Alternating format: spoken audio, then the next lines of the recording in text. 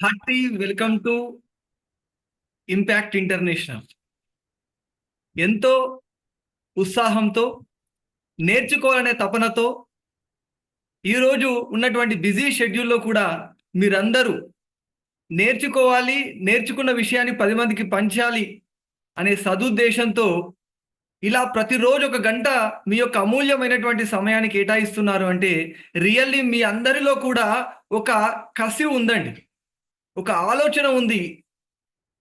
మేము నేర్చుకొని ఏదైనా చెయ్యాలి, మమ్మల్ని మేము ప్రూవ్ చేసుకునే ఆలోచన ఉంది కాబట్టే ఈరోజు ఇంపాక్ట్ ఇంటర్నేషనల్ యొక్క మెసేజ్ మీ దాకా వచ్చింది. లైక్ అట్రాక్ట్స్ లైక్ అంటారు. అలా మనమందరం ఒకే వేదిక పైన కలవడం జరిగింది. కాబట్టి ఇలా మనందరినీ కలిపి నిత్య ప్రేరణ కలిగిస్తున్నటువంటి, దేశంలోనే మోటివేషనల్ సెషన్స్‌కి, పర్సనాలిటీ డెవలప్‌మెంట్‌కి కేర్ ఆఫ్ అడ్రస్‌గా ఉన్నటువంటి ఇంపాక్ట్ ఇంటర్నేషనల్ ఫౌండర్ గురువు గారు గంపా నాగేశ్వరరావు గారికి పాదాభివందనాలు తెలియజేస్తూ, ఈరోజు ఫైనాన్షియల్ మేనేజ్మెంట్ సంబంధించినటువంటి సెషన్ ఏర్పాటు చేయడానికి ఈరోజు 4 టీటీడబ్ల్యూఎస్ బ్యాచెస్ ఒకే వేదికపైకి రావడం జరిగింది. సంతోష్ కుమార్ గారు చెప్పారు, ఇది ఇంపాక్ట్ యొక్క చరిత్రలోనే మొదటిసారి అని. చాలా అదృష్టం. దానికి మనమందరం కూడా ఈ వేదిక కావడం. హైదరాబాద్ టీటీడబ్ల్యూఎస్ యొక్క ఇన్ఛార్జ్ శ్రీనివాస్ పెరుమల్ల గారు, నల్గొండ నూనె సుదర్శన్ గారు, అదేవిధంగా వైజాగ్లో 2 బ్యాచెస్ కలిసి ఉంటున్నాయి. పద్మావతి గారు దాన్ని మేనేజ్ చేస్తున్నారు. ఆర్వీఆర్ గారు, ఉదయ్ భాస్కర్ గారు, ఇలా ప్రతి ఒక్కరు కూడా వారి యొక్క నాయకత్వంలో ఒక గొప్ప లీడర్స్ని తయారు చేసేటువంటి క్రమంలో ఈరోజు ఈ టాపిక్ను మీ ముందుకు తీసుకురావడం జరిగింది. వారందరికీ ధన్యవాదాలు తెలుపుకుంటూ, వారి ఆధ్వర్యంలో ప్రతిరోజు కూడా మెంటర్గా ఉంటూ, తెలుసు కదండి ఇంపాక్ట్ ఇంటర్నేషనల్లో ఎక్కడ కూడా ఎవరికి ఏమి మనము ఫీజు చెల్లించాం, అయినా కూడా వారి యొక్క అమూల్యమైనటువంటి సమయాన్ని ఈరోజు కొత్త ట్రైనర్లను తయారు చేయడానికి వారు కేటాయిస్తున్నారు అంటే రియల్లీ వాళ్ళందరికీ కూడా హ్యాట్స్ ఆఫ్ అండి. Thank you so much. ఈరోజు ఇంత చక్కని కార్యక్రమానికి జూమ్ ఐడి ఇస్తూ మనందరినీ లీడ్ చేస్తున్నటువంటి మమతా మారిపల్లి గారికి ప్రత్యేకమైనటువంటి ధన్యవాదాలు తెలియజేసుకుంటూ ఈరోజు మన టాపిక్లోకి వెళ్దాం. Financial planning and money management, what it means. భారతదేశంలో కేవలం 27% మాత్రమే ఫైనాన్షియల్ లిటరసీ ఉందండి. అంటే ఆర్థిక పరమైనటువంటి విషయాల అవగాహన అనేది కేవలం 27% పీపుల్కి మాత్రమే ఉందండి. మిగతా వాళ్ళు ఎవరు కూడా లేదు. కాబట్టి హై ప్రొఫెషనల్స్ కూడా they are following into debts. They are unable to come out of their debts. They are doing suicides. పెద్ద పెద్ద హై ప్రొఫెషనల్ ఉన్న వాళ్ళు, డాక్టర్స్ కావచ్చు, లాయర్స్ కావచ్చు, ఇంజనీర్స్ కావచ్చు, రియల్ ఎస్టేట్ వ్యాపారాలు చేసే వాళ్ళు, పెద్ద పెద్ద వెంచర్స్ స్టార్ట్ చేసినటువంటి వాళ్ళు, ఇలా అనేక మంది వ్యాపారవేత్తలు ఈరోజు సరైనటువంటి మనీ మేనేజ్మెంట్ తెలియక, ఫైనాన్షియల్ ప్లానింగ్ గురించి ఐడియా లేకపోవడం వల్ల చివరికి ఆర్థిక కష్టాల్లోకి వెళ్ళి సూసైడ్ చేసుకునేటువంటి సందర్భాలు న్యూస్ మనం చూస్తూ ఉన్నాం. If you are earning good amount of money but you are not protecting your hard money, your money is not growing, your money is not working for you, there is no use. Money earning మాత్రమే important కాదండి. You have to know how to protect your money, how to grow your money, how to multiply your money, how your money work for you at the retirement stage. నువ్వు పడుకున్నా కూడా నీ డబ్బు నీ కొరకు పనిచేస్తూ ఉండాలి. అలా మన డబ్బును ఇన్వెస్ట్మెంట్ చేసినట్లయితే, అలాంటి ప్యాసివ్ ఇన్కమ్ ద్వారా మనం డబ్బులను సంపాదించడం నేర్చుకున్నట్లయితే ఖచ్చితంగా ఎలాంటి ఆర్థిక సమస్యలు లేకుండానే మన లైఫ్ను లీడ్ చేయడానికి అవకాశం ఉంది. కాబట్టి ఆ 27% ఉన్నటువంటి ఆ ఫైనాన్షియల్ లిటరసీ పెంచాలి అనేటువంటి ఉద్దేశంతో దీనిపైన ఫైనాన్షియల్ లిటరసీ అవేర్నెస్ ప్రోగ్రామ్స్ చేస్తూ ఉండడం, దీన్ని గుర్తించి గురుగారు గంప నాగేశ్వరరావు గారు ఈ టాపిక్ పైన ముందుకెళ్ళడం అని గైడ్ చేయడం, వారి యొక్క సూచనలు సలహాలు అనేవి నా యొక్క అభివృద్ధిలో చాలా కీలకమైనటువంటి అంశాలు. You are lucky, you are aware about financial literacy. కాబట్టే కదా ఈరోజు మీరు ఈ సెషన్లో ఉన్నారు. ఈరోజు ఉన్నటువంటి సెషన్లో అటెండ్ అయిన ప్రతి ఒక్కరు కూడా లైఫ్లో దీనిపైన వర్క్ చేయడము, దీని గురించి రీసెర్చ్ చేయడం అనేది ప్రారంభిస్తారండి. తెలుసుకోవడం అనేది ప్రారంభమవుతూ ఉంటుంది. కాబట్టి ఈరోజు మన యొక్క టాపిక్లో ఫైనాన్షియల్ మేనేజ్మెంట్లో మనీ మేనేజ్మెంట్ గురించి మనం నేర్చుకుంటాం, డెట్ మేనేజ్మెంట్ గురించి మనం నేర్చుకుంటాం, managing life style, car loan అనేది మనం ఎలా తీసుకోవాలి, దాని ప్రాసెస్ ఏంటి, అసలు ఇల్లు కొనాలా వద్దా, ఇల్లు కొనాలంటే ఎలాంటి ప్రాసెస్ అనేది మనం యూజ్ చేయాలి, కాంపౌండ్ ఇంట్రెస్ట్ ఇచ్చేటువంటి మన ఇన్వెస్ట్మెంట్స్ ఏముంటాయి అనే విషయాల్ని రాబోయేటువంటి ఒక 50 నిమిషాల్లో నేర్చుకోవడానికి ప్రయత్నం చేస్తాం. ఎందుకంటే చాలా పెద్ద సబ్జెక్టు అయినా కూడా మీ అందరికీ వాల్యూ యాడ్ చేయాలనే ఉద్దేశంతో తక్కువ సమయంలో ఎక్కువ పాయింట్స్ మీకు అందరికీ అందించడానికి నేను ఒక చక్కని సబ్జెక్ట్తో మీ ముందుకు వచ్చాను.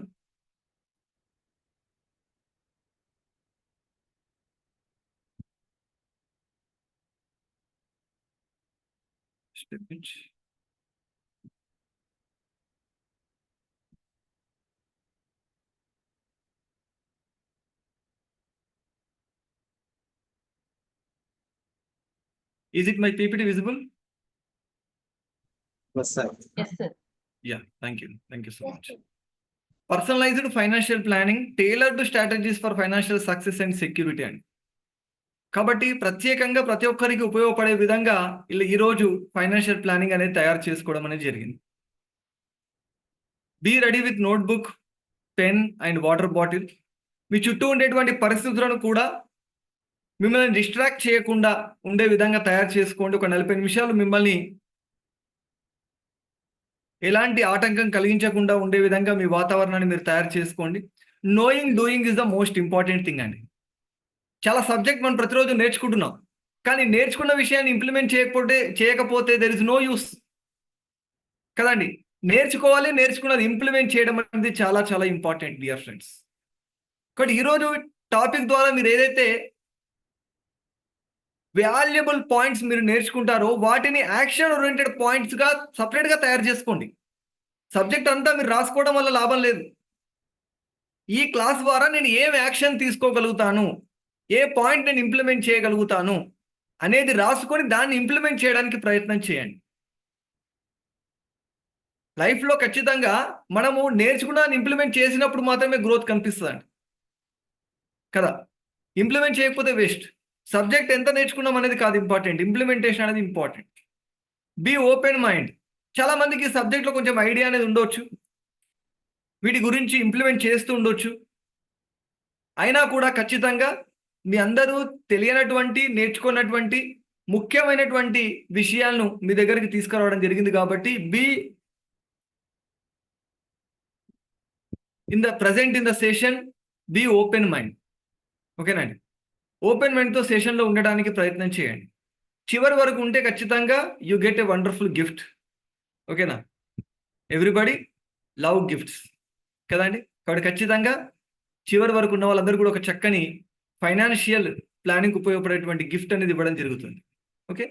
అన్మ్యూట్ చేసుకోకుండా కేవలం చాట్లోనే why did you join in this workshop ఒకసారి చెప్పండి. మీరు ఎందుకు ఈ వర్క్షాప్లో మీరు జాయిన్ అయ్యారు? ఓన్లీ 1 పాయింట్, ఒక 1 పాయింట్లో చెప్పండి ఎందుకు జాయిన్ అయ్యారు. To learn, gain something. Okay, good, super. Earn more money. Yeah. New aspects, improve my skill, knowledge to become better version of my self. Super. Improve communication, updated, benefit, money management, life strategies to develop skills, know financial literacy, improve my skills, speaker, knowledge, being speaker, professional trainer, improve skills. Yeah, super super. Everything అండి. ఈ రోజు మీరు ఇచ్చినటువంటి సమయం ఏదైతే ఉందో మీరు sessions attend అవ్వడానికి కానీ అసైన్మెంట్స్ చేయడానికి కానీ ప్రతిదీ కూడా ఖచ్చితంగా రానున్నటువంటి రోజుల్లో మిమ్మల్ని ఒక ఉన్నతమైనటువంటి స్థానంలో నిలుపుతుంది. Don't expect appreciations in the beginning.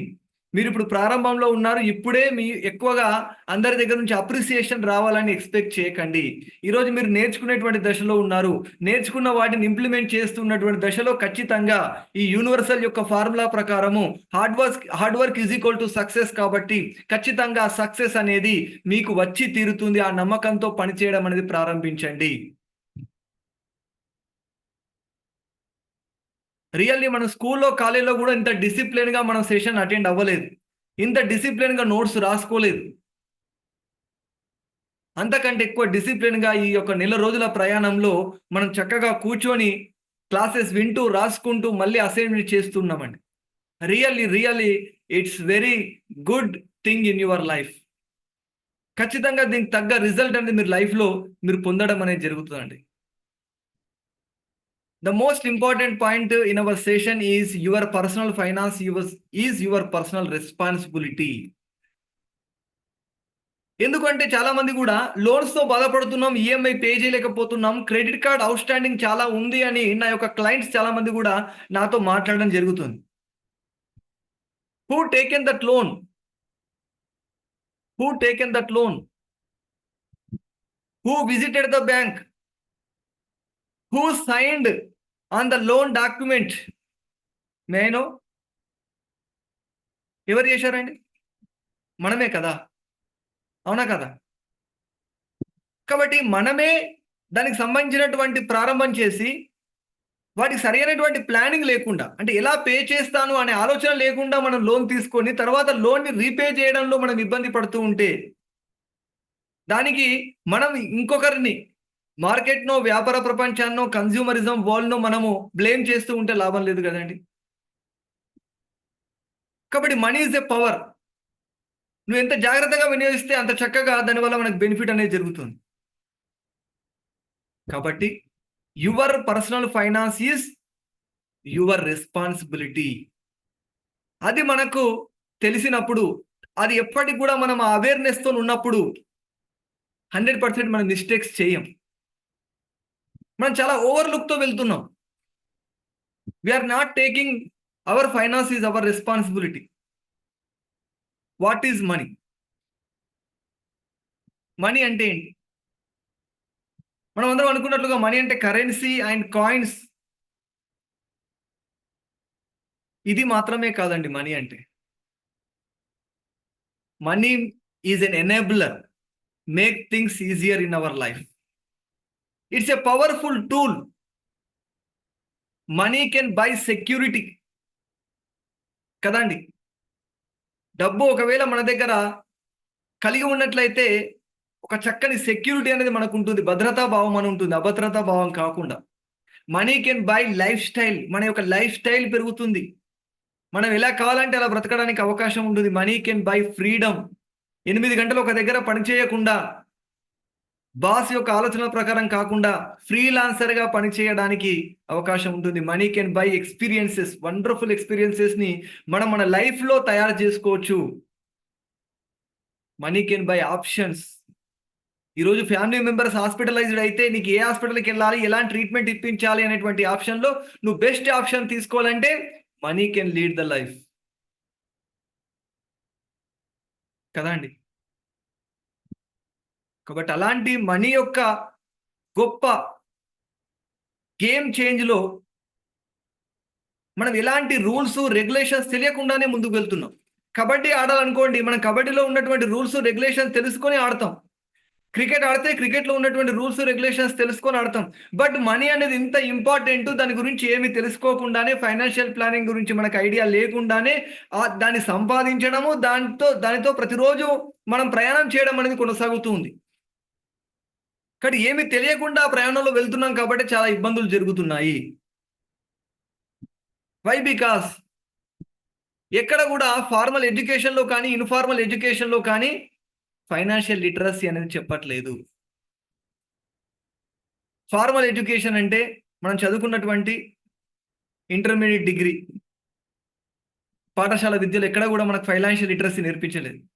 Informal ఎడ్యుకేషన్‌లో అంటే పేరెంట్స్ గాని, మన యొక్క ఫ్యామిలీలో ఎవరైనా ఒక మెంబరు మనకి ఎక్కడ కూడా ఫైనాన్షియల్ లిటరసీ ఈ విధంగా నువ్వు డబ్బును సంపాదించడమే కాదు, ఈ విధంగా పొదుపు చేసుకోవాలి, ఈ విధంగా నీ యొక్క మనీని నువ్వు ప్రొటెక్ట్ చేసుకోవాలి, ఈ విధంగా మల్టిప్లై చేయాలి, ఈ విధంగా గ్రో చేసుకోవాలి, ఎర్లీ స్టేజ్లో రిటైర్మెంట్ అనేది నువ్వు పొందాలి, నువ్వు రిటైర్మెంట్ ఏజ్లో కూడా ఇంకా కష్టపడాల్సినటువంటి అవసరం లేదు. ఎలాంటి ప్యాసివ్ ఇన్కమ్ గురించినటువంటి ఐడియాస్ ఎక్కడ కూడా మనకు చెప్పబడలేదు. కాబట్టి ఈరోజు ఇన్ని రకాల ఇబ్బందులు అనేది ఏర్పడుతుంది. High professionals are falling into debts. కాబట్టి ఈరోజు సెషన్లో మనం నేర్చుకున్నటువంటి ఫైనాన్షియల్ ప్లానింగ్ ఇంప్లిమెంట్ చేయడం ద్వారా సొసైటీలో ఎవ్వరు కూడా వారి యొక్క జీవితంలో ఆర్థిక కష్టాలు కానీ, ఆర్థిక కష్టాల ద్వారా ఆత్మహత్యలు కానీ ఉండకూడదు అనేదే మన యొక్క ఉద్దేశం. ఎందుకంటే మీరు నేర్చుకోవడం ద్వారా ఖచ్చితంగా సొసైటీలో ఒక అవేర్నెస్ అనేది వస్తుంది. మీ ఫ్యామిలీ అందరూ కూడా, మీ యొక్క భవిష్యత్ తరం కూడా బాగుండడానికి అవకాశం ఉంది. ఎందుకంటే ప్రస్తుతం ఈ కుటుంబంలో నీవే చివరి పేదవాడిగా మిగలాలి అనేది మన యొక్క సంకల్పం. లైఫ్ స్టైల్ ఇన్ఫ్లేషన్ మనకు తెలియాలి. ఇన్ఫ్లేషన్ తెలుసా అండి? ఎవరికైనా ఇన్ఫ్లేషన్ తెలుసా? What it mean? ఎవరైనా హ్యాండ్ రైజ్ చేస్తే అన్మ్యూట్ ఆప్షన్ ద్వారా మనం మాట్లాడడానికి ప్రయత్నం చేద్దాం. ప్రకాష్ రవడ గారు సార్ చెప్పండి sir, what it means? Sir good evening sir. Very good evening అండి. ఇన్ఫ్లేషన్ అంటే ద్రవ్యోల్బణం సార్. యా, ట్రాన్స్లేషన్ కాకుండా డెఫినేషన్. ఆ డెఫినేషన్ అంటే మనం ఏదైనా ఒక వస్తువుని మనకి ఉద్యోగ భద్రత ఎక్కువగా ఉన్నప్పుడు కొన్ని వస్తువుల్ని మనం ఎక్కువ డబ్బులు ఇచ్చి కొనేటప్పుడు ఆ తిరోగమనంలో పూర్తిగా దాని వాల్యూ అనేది పడిపోయి డబ్బులు అనేది 10 రూపాయలతో కొనేది 100 రూపాయలకు కొనాల్సి వస్తుంది. అటువంటి పరిస్థితుల్లో ద్రవ్యోల్బణం అనేది ఏర్పడుతుంది సార్.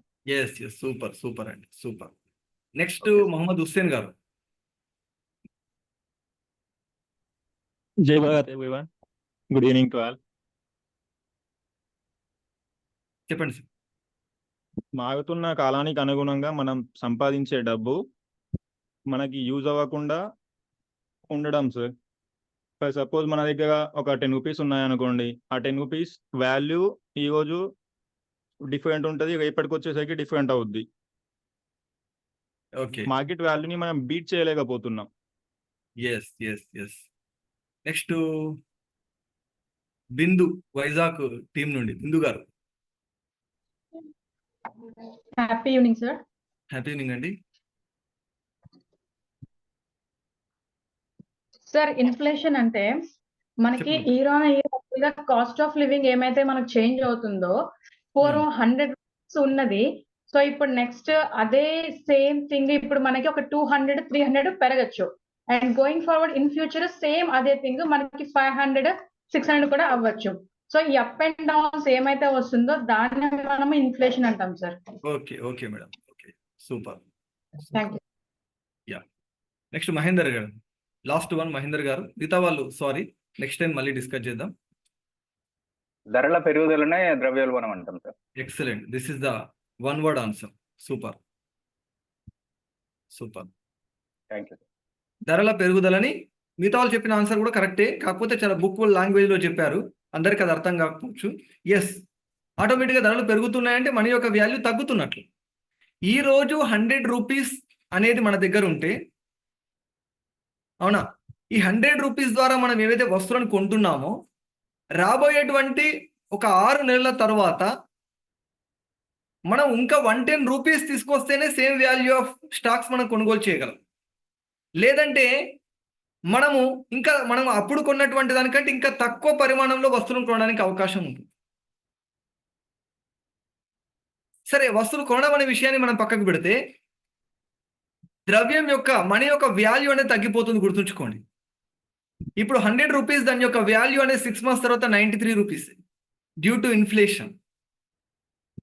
నువ్వు మనీని ఐడియల్గా ఉంచావు అంటే, ఎలాంటి ఇన్వెస్ట్మెంట్ చేయలేదు, ఎలాంటి సేవింగ్ చేయలేదు అంటే ఆటోమేటిక్గా నీ మనీ యొక్క వాల్యూ అనేది తగ్గిపోతుంది.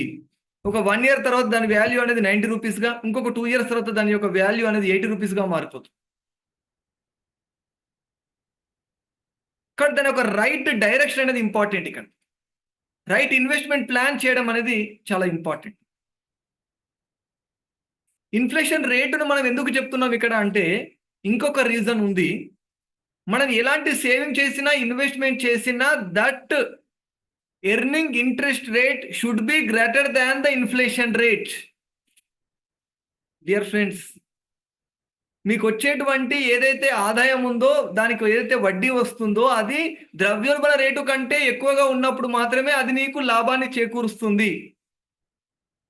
If it is only equal to the inflation rate, there is no additional income to you from your savings and from your investments.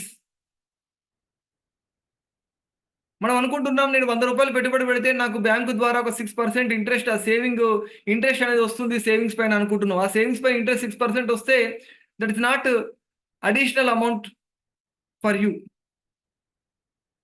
కాబట్టి మనకు వచ్చేటువంటి ఆదాయం మనకు వచ్చేటువంటి ఇన్ఫ్లేషన్ రేటు కంటే అదనంగా ఉండడానికి మనము అవకాశాన్ని కల్పించుకోవాలి. Income minus expenses is equal to savings అనుకుంటున్నాం ఇన్ని రోజుల నుంచి మనం. అంటే మనకు వచ్చినటువంటి ఆదాయం నుండి మన యొక్క ఖర్చులన్నీ పోగా మిగిలిన వాటిని సేవ్ చేయాలని మనం ప్రయత్నం చేస్తాం. అలా ఎప్పుడు కూడా చేయకూడదండి. మనం ఎలా చేయాలంటే income minus savings is equal to expenses.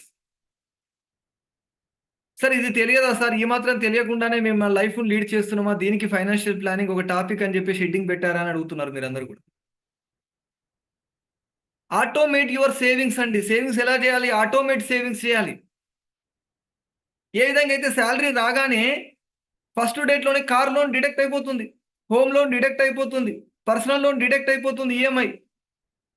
అలాగే మీ యొక్క సేవింగ్స్ అమౌంట్ కూడా మీరు ప్రత్యక్షంగా వెళ్ళి ఎక్కడ డిపాజిట్ చేయకుండానే ఆటోమేటిక్గా ఫస్ట్ డేట్లోనే మీ యొక్క సేవింగ్స్ డిడక్ట్ అవ్వాలి. ప్రత్యేకంగా నువ్వు సేవ్ చేద్దామనేటువంటి ఆలోచన ఉంటే అది సాధ్యం కానటువంటి విషయము. నా పర్సనల్ లైఫ్లో కూడా నేను పోస్ట్ ఆఫీస్లో సుకన్య సమృద్ధి అకౌంట్ ఓపెన్ చేశాను, కానీ వెళ్ళి అక్కడ డిపాజిట్ చేయాలి. కానీ మ్యూచువల్ ఫండ్స్లో సిప్లో నేను ఇన్వెస్ట్ చేశాను. ఆటోమేటిక్గా అది అమౌంట్ మనకు ఆటో డెబిట్ కావడం అనేది జరుగుతుంది. ఆటో డెబిట్ కావడం ద్వారా వచ్చేటువంటి సేవింగ్స్ అమౌంట్ అనేది గ్యాదరింగ్ ఒక పెద్ద లార్జ్ అమౌంట్ అనేది తయారయ్యింది.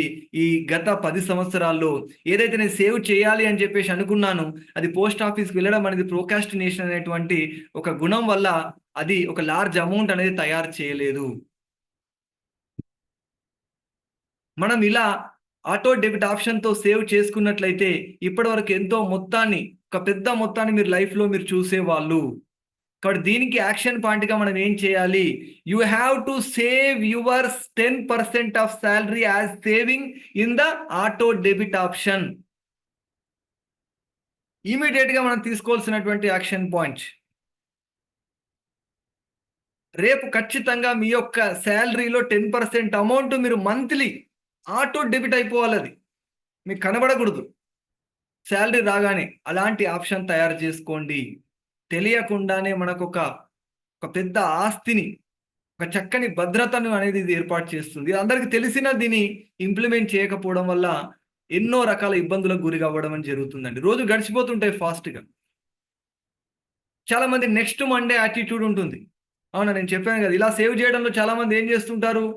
చేద్దాంలే అని చెప్పేసి ఆలోచిస్తుంటారు. ఏంటి నెక్స్ట్ మండే యాటిట్యూడ్ అంటే? ఒక జిమ్లో సబ్స్క్రిప్షన్ తీసుకున్నారనుకోండి, నెక్స్ట్ మండే నుంచి వెళ్దాం అనుకుంటారు. అవునా, మళ్ళీ మండే రాగానే మళ్ళీ నెక్స్ట్ మండే నుంచి వెళ్దాం అనుకుంటారు. ఇలా నెక్స్ట్ మండే యాటిట్యూడ్తోని దాన్ని ఇంప్లిమెంట్ చేయడం అనేది ఉండదు. అలాగే ఇక్కడ కూడా మన యొక్క ఫైనాన్షియల్ పరంగా కూడా ఆలోచిస్తే సేవ్ చేయడంలో, దాన్ని ఇంప్లిమెంట్ చేయడంలో కూడా చాలా మంది తెలుసు, కానీ ఎవరు ఇంప్లిమెంట్ చేయరు. నేనేం చెప్తున్నానంటే your personal finance is your responsibility. తర్వాత అనేక రకాల ఇబ్బందులకు గురయ్యేది నువ్వే. కాబట్టి మనం రెస్పాన్సిబిలిటీతో అలాంటి సేవింగ్ మెథడ్ చేయడానికి ముందుకు వెళ్ళాలి. Achieving financial goals by stopping all your spending and double your income. మన యొక్క అన్ని కష్టాలు తీరిపోవాలంటే ఆటోమేటిక్గా మన అన్ని ఖర్చులు తగ్గించేసి, అవునా కదండి, మన యొక్క ఇన్కమ్ డబుల్ అయితే సరిపోతుంది కదా. ఇలాంటి ఫైనాన్షియల్ ప్లానింగ్ సంబంధించినటువంటి అంశాలు నేర్చుకోవాల్సిన అవసరం లేదు కదండి, అవునా కదా. సేవింగ్స్ అన్నీ కూడా ఏం చేయాలి అంటే మనం యొక్క ఖర్చులన్నీ తగ్గించేసేయాలి, జీరో వేసేయాలి. ఇన్కమ్ ఏం చేయాలి? డబుల్ చేయాలి. అప్పుడు మనకి ఏం ప్రాబ్లం ఉంటుంది? ఏమైనా ప్రాబ్లం ఉంటుందా? ఏం ప్రాబ్లం ఉండదు, కానీ అది ఇంపాసిబుల్, అవునా కదండి. ఖర్చులు మొత్తం తగ్గించడం కుదురుతుందా? నెసెసిటీస్ అయితే కావాలి కదా. There is a budget rule, universal budget rule 50:30:20.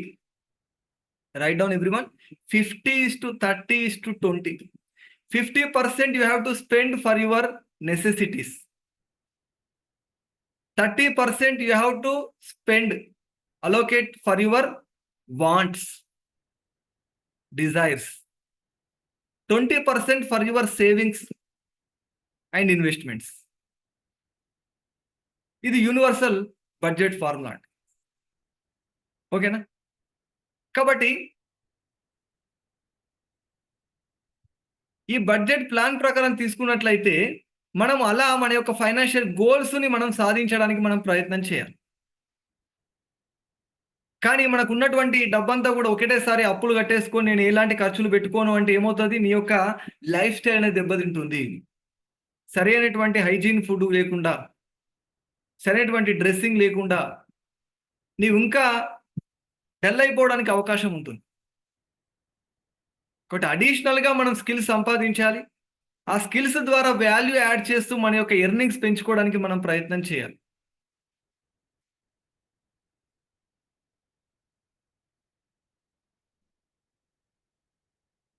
The first topic is money management. What it is means, detailed budget planner తయారు చేసుకోవాలి. నేను ముందుగా చెప్పాను కదా, యాక్చువల్గా మనం if you want to become rich, 80% you have to change mindset, 20% of your strategies you have to change. 80% mindset, 20% strategies.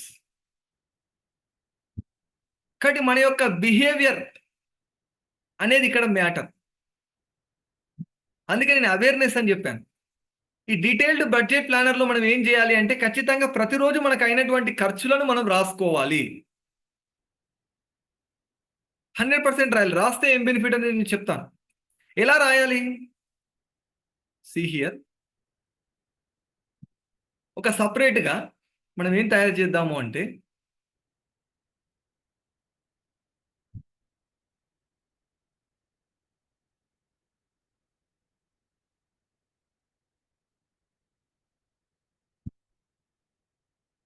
ఇలాంటి ఒక ఎక్స్ప్రెస్ ట్రాకర్ అనేది ఒక షీట్, ఒక పీడిఎఫ్ మీకు ఇది ప్రొవైడ్ చేస్తాను. కాబట్టి దీని అంతా కూడా రాసుకొని ప్రతిరోజు రాయడం ప్రారంభించండి. ఎందుకు రాయాలి? ఎందుకు రాయడం అవసరం? చూడండి, రాయడం అనేటువంటి అలవాటు లేకపోవడంలో ఏం జరుగుతుంది అంటే, మనకి ఇన్కమ్ రావడము, credited your salary account some of amount అనేది మనకు తెలుస్తుంది, కానీ అది ఎన్ని మార్గాల ద్వారా మన దగ్గర నుంచి వెళ్ళిపోతుందనే మన విషయం మనకు తెలియట్లే. ఆ అవేర్నెస్తో మనం ఉండట్లే. ముఖ్యంగా మనకు నేను షేర్ చేస్తాను, మనస గారు షేర్ చేస్తాను. ముఖ్యంగా ఇక్కడ ఏం జరుగుతుంది మనకు అంటే, మనకు శాలరీ క్రెడిట్ అయిన తర్వాత మన యొక్క బ్యాడ్లకు ఈ ఆన్లైన్ పేమెంట్స్ రావడం వల్ల కూడా ఓన్లీ పర్సులో ఉంటే మనకు తెలిసేది 1000 రూపాయలు మనం తీసుకొని వెళ్ళే వాళ్ళం, 1000 రూపాయలు ఎంత ఖర్చు అయింది, మిగిలింది ఎంత తీసుకొచ్చుకుంటున్నాం ఇంట్లోకి అని తెలిసేది. ఇప్పుడు ఫోన్పే, గూగుల్ పే ఇవన్నీ వచ్చేశాక, అవునా, యోనోతో మనం కొన్ని పేమెంట్స్ చేస్తున్నాం, ఫోన్పేతో కొన్ని పేమెంట్ చేస్తున్నాం, గూగుల్ పేతో మనం కొన్ని పేమెంట్ చేస్తున్నాం. అసలు పేమెంట్ ఎక్కడికి వెళ్ళింది, ఎలా ఖర్చు చేస్తున్నాం అని తెలియకుండానే అడిషనల్గా మనకు అమౌంట్ అవసరమైనప్పుడు ఆటోమేటిక్గా we are depending on credit cards. Credit card అంటే అర్థం ఏంటండి? వాడు ఫ్రీగా ఇస్తున్నాడా మనకు? ఇవ్వట్లేదు. రాబోయేటువంటి నెల సంపాదన కూడా నువ్వు ఇప్పుడే ఖర్చు పెడుతున్నావు. క్రెడిట్ కార్డ్ అంటే అర్థం ఈ నెల ఖర్చులను మనం ఇప్పుడే భరించాలి, ఈ ఇన్కమ్ నుంచే భరించాలి. It is a financial thumb rule. అలా కాకుండా మనం ఏం చేస్తున్నాం, ఈ నెల ఖర్చులను భరించడానికి రాబోయేటువంటి నెల సంపాదన కూడా మనం యూజ్ చేస్తున్నాము. చిన్న చిన్న లోన్ యాప్స్ పైన డిపెండ్ అవుతున్నాము. లోన్ యాప్స్ ద్వారా చిన్న చిన్న మొత్తాలను తీసుకొని వాటికి హై ఇంట్రెస్ట్ రేట్ పే చేయలేక ఎంతో మంది సూసైడ్ చేసుకున్నటువంటి సందర్భాలను మనం న్యూస్ పేపర్లో చాలా వార్తలుగా చూస్తూ ఉన్నాం. అవునా కదండి? కాబట్టి ఎప్పుడైతే మనము ఇలా ట్రాక్ చేయడం అనేది అలవాటు చేసుకుంటామో, చాలా యాప్స్ కూడా మనకు అవైలబుల్గా ఉంటాయి. అలా యాప్స్ ద్వారా కానీ, లేదంటే ఒక చక్కని డైరీ పెట్టుకొని కానీ, ఇలాంటి ఒక పీడిఎఫ్ షీట్లో కానీ, ఎలాగైనా సరే రాయడం అనేది ఇక్కడ చాలా ఇంపార్టెంట్. సరే, మనకు ఇది రాయడం అని అలవాటు లేదు. ఇంకొక సిస్టమ్ నేను తయారు చేశాను. Lazy personal budget planner. ప్రతిరోజు అలవాటు లేకపోతే ఏం చేయండి, 1 వీక్ ఒకసారి ఒక మేజర్ ఎక్స్‌పెండిచర్ ఏదైతే ఉందో, ఆ మేజర్ ఎక్స్‌పెండిచర్ అయినా రాయండి కనీసం. ఏం జరుగుతుందో తెలుస్తుంది. మీ యొక్క ఈ సిస్టమ్ ప్లాన్ చేస్తే మీ యొక్క ఇన్‌కమ్‌లో అడిషనల్ సోర్స్ ఆఫ్ ఇన్‌కమ్ లేకుండానే మీ యొక్క ఇన్‌కమ్ 10-20% పెరుగుతుందండి. ఒక 2 మంత్స్ ఇంప్లిమెంట్ చేయండి 100%. It's my challenge. 10-20% me income పెరుగుతుంది, అక్కడ కనబడుతుంది మీకు. ఆ సర్ప్లస్ కనబడుతుంది ఇది ఇంప్లిమెంట్ చేస్తే. It's very scientific. ఎంతో మంది, వందల మంది నా యొక్క క్లయింట్స్ చెప్పినటువంటి ఫీడ్‌బ్యాక్, సార్ దీన్ని ఇంప్లిమెంట్ చేయడం ద్వారా అడిషనల్‌గా మాకు ఇంత ఇన్‌కమ్ సర్ప్లస్ అనేది కనబడదు సార్ అని చెప్పేసి. అంటే ఈ అవేర్‌నెస్ లేకపోవడం వల్ల ఏం చేస్తున్నాం, మనం ఒక ఫ్లోలో వెళ్ళిపోతున్నాం అంతే. అర్థమైందా? బట్ ఆ ఫ్లోలో వెళ్ళకుండా ఉండాలి అంటే ఇలా రాసుకున్న తర్వాత మనం ఏం చేయాలి, ఒకనాడు కూర్చొని అనలైజ్ చేయాలి. ఎటు వెళ్తున్నాయి ఖర్చులన్నీ కూడా, నేను ఎక్కడ స్పెండ్ చేస్తున్నాను.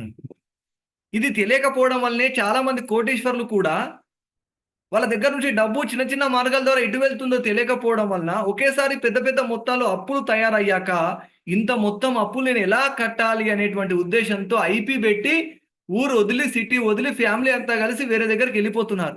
ధైర్యం ఉన్న వాళ్ళు, ధైర్యం లేని వాళ్ళు లాడ్జికి వెళ్ళి పురుగుల మందు తాగి ఆత్మహత్యలు చేసుకుంటున్నారు. కోటీశ్వరులు నేను చెప్పేది. డబ్బు లేక ఆకలి చావు లేవు దేశంలో. డబ్బులు సంపాదించాక దాన్ని సరిగా మేనేజ్ చేయలేకపోవడం వల్ల ఆత్మహత్యలు జరుగుతున్నాయి. Dear friends, this is the right education. We have to learn and we have to implement, we have to give this education to our children. Only 16% of children having financial literacy. Actual, what is money, what is budget, what is saving.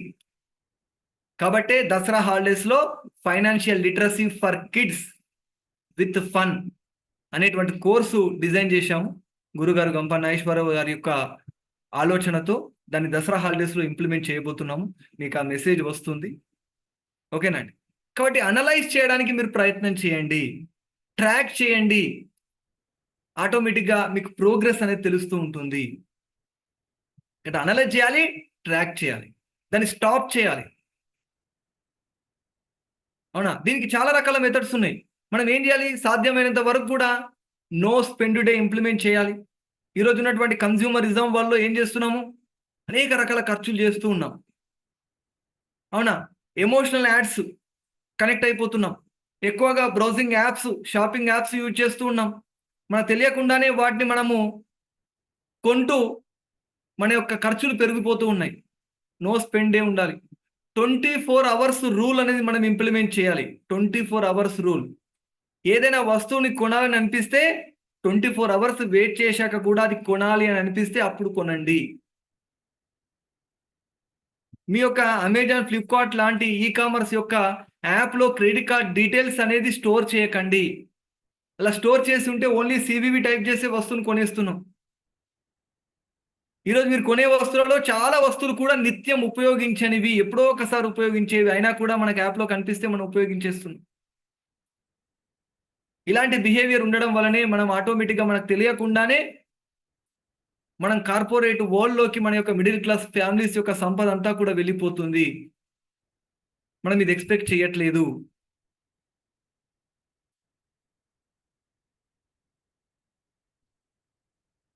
Next, debt management.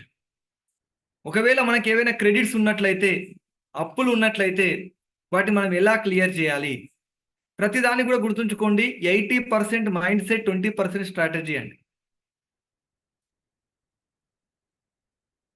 దీంట్లో భాగంగా మనం ఏం చేయాలి? Your money your responsibility కదా. Next, your money needs direction. Correct direction ఇవ్వగలిగితే మనకి ఎలాంటి debts కూడా ఉండడానికి అవకాశం ఉంటుంది. దీనికి ఎలా క్యాలిక్యులేట్ చేయాలి? జాగ్రత్త చూడండి. మనకు ఒక నెట్ డెట్ పొజిషన్ అనేది మనకు కావాలి. దానికి మనం ఏం చేయాలి? టోటల్ డెట్ ఎంతైతే అప్పు ఉంది డివైడ్ బై నెట్వర్త్ ఎంత ఇంటూ 100. నెట్వర్త్ అంటే ఏంటి? నెట్వర్త్ అంటే ఏంటి అనేది మీకు చూపెడతాను చూడండి. Assets minus liabilities, it is called as debt, sorry net worth. Assets minus liabilities. ఈ నెట్వర్త్ కూడా మనం ఖచ్చితంగా నెట్వర్త్ షీట్ తయారు చేసుకోవాలి. ఫస్ట్ నెట్వర్క్ షీట్లో ఏం చేయాలి, మనం అసెట్స్ రాసుకోవాలి. మన క్యాష్ ఎంత ఉంది, మన యొక్క అసెట్స్, మార్కెటబుల్ అసెట్స్ ఎన్ని, లాంగ్ టర్మ్ అసెట్స్ ఎన్ని, పర్సనల్ అసెట్స్ ఎన్ని, ఇవన్నీ రాసుకోవాలి. ఆ తర్వాత చూడండి మన యొక్క లైబిలిటీస్ ఏమున్నాయో కూడా రాసుకోవాలి. టోటల్ ఎల్లో కలర్లో కనబడుతుంది చూడండి. Assets minus liabilities is equal to network. ఒక 30 days తర్వాత ఈ నెట్వర్క్ ఎంత ఉంది, నీకు అసెట్స్ ఉన్నాయి అనే దాంతోనే మీరు చాలా కాన్ఫిడెంట్గా ఉండి ఓవర్గా ఎక్స్పెండిచర్ చేస్తున్నారు. ఇంపల్సివ్ స్పెండింగ్ జరుగుతుంది ప్రతి ఫ్యామిలీలో కూడా. కారణం ఏంటంటే మీరు అసెట్స్ చూస్తున్నారు. అసెట్స్ మాత్రమే చూడొద్దంటే లైబిలిటీస్ కూడా చూడాలి. అసెట్స్ మైనస్ లైబిలిటీ చేశాక నీకు ఏదైతే నెట్వర్క్ ఉందో దట్ ఈజ్ యువర్ పవర్. ఆ క్యాలిక్యులేషన్ చేయాలి. ఎవరు చేస్తారండి? ఏ సిఏనో ఏ ఒక్క ఫైనాన్షియల్ ప్లానర్లో చేయరు. మీ ఫ్యామిలీకి సంబంధించినటువంటి పొజిషన్ నీకే తెలియాలి. నువ్వు ఒక స్టెప్ తీసుకోవాలి అంటే, నువ్వు తర్వాత కారు కొనాలంటే, ఇంకో ఇల్లు కట్టాలంటే, ఒక టూర్కి వెళ్ళాలంటే నీ పొజిషన్ ఏంటో నీకు తెలియాలి. దానికి అనుగుణంగా నువ్వు స్టెప్ తీసుకోవాలి. మనకు ఆలోచన వచ్చింది, మన ఇంటి పక్క వాళ్ళు అవునా కేదార్ బద్రీనాథ్ టూర్ వెళ్ళారు, నేను కూడా టూర్ వెళ్తాను అనుకుంటే ఎలా? అవునా కదండి? తర్వాత ఆ డబ్బునంతా కూడా పే చేయాల్సింది మనమే కదా.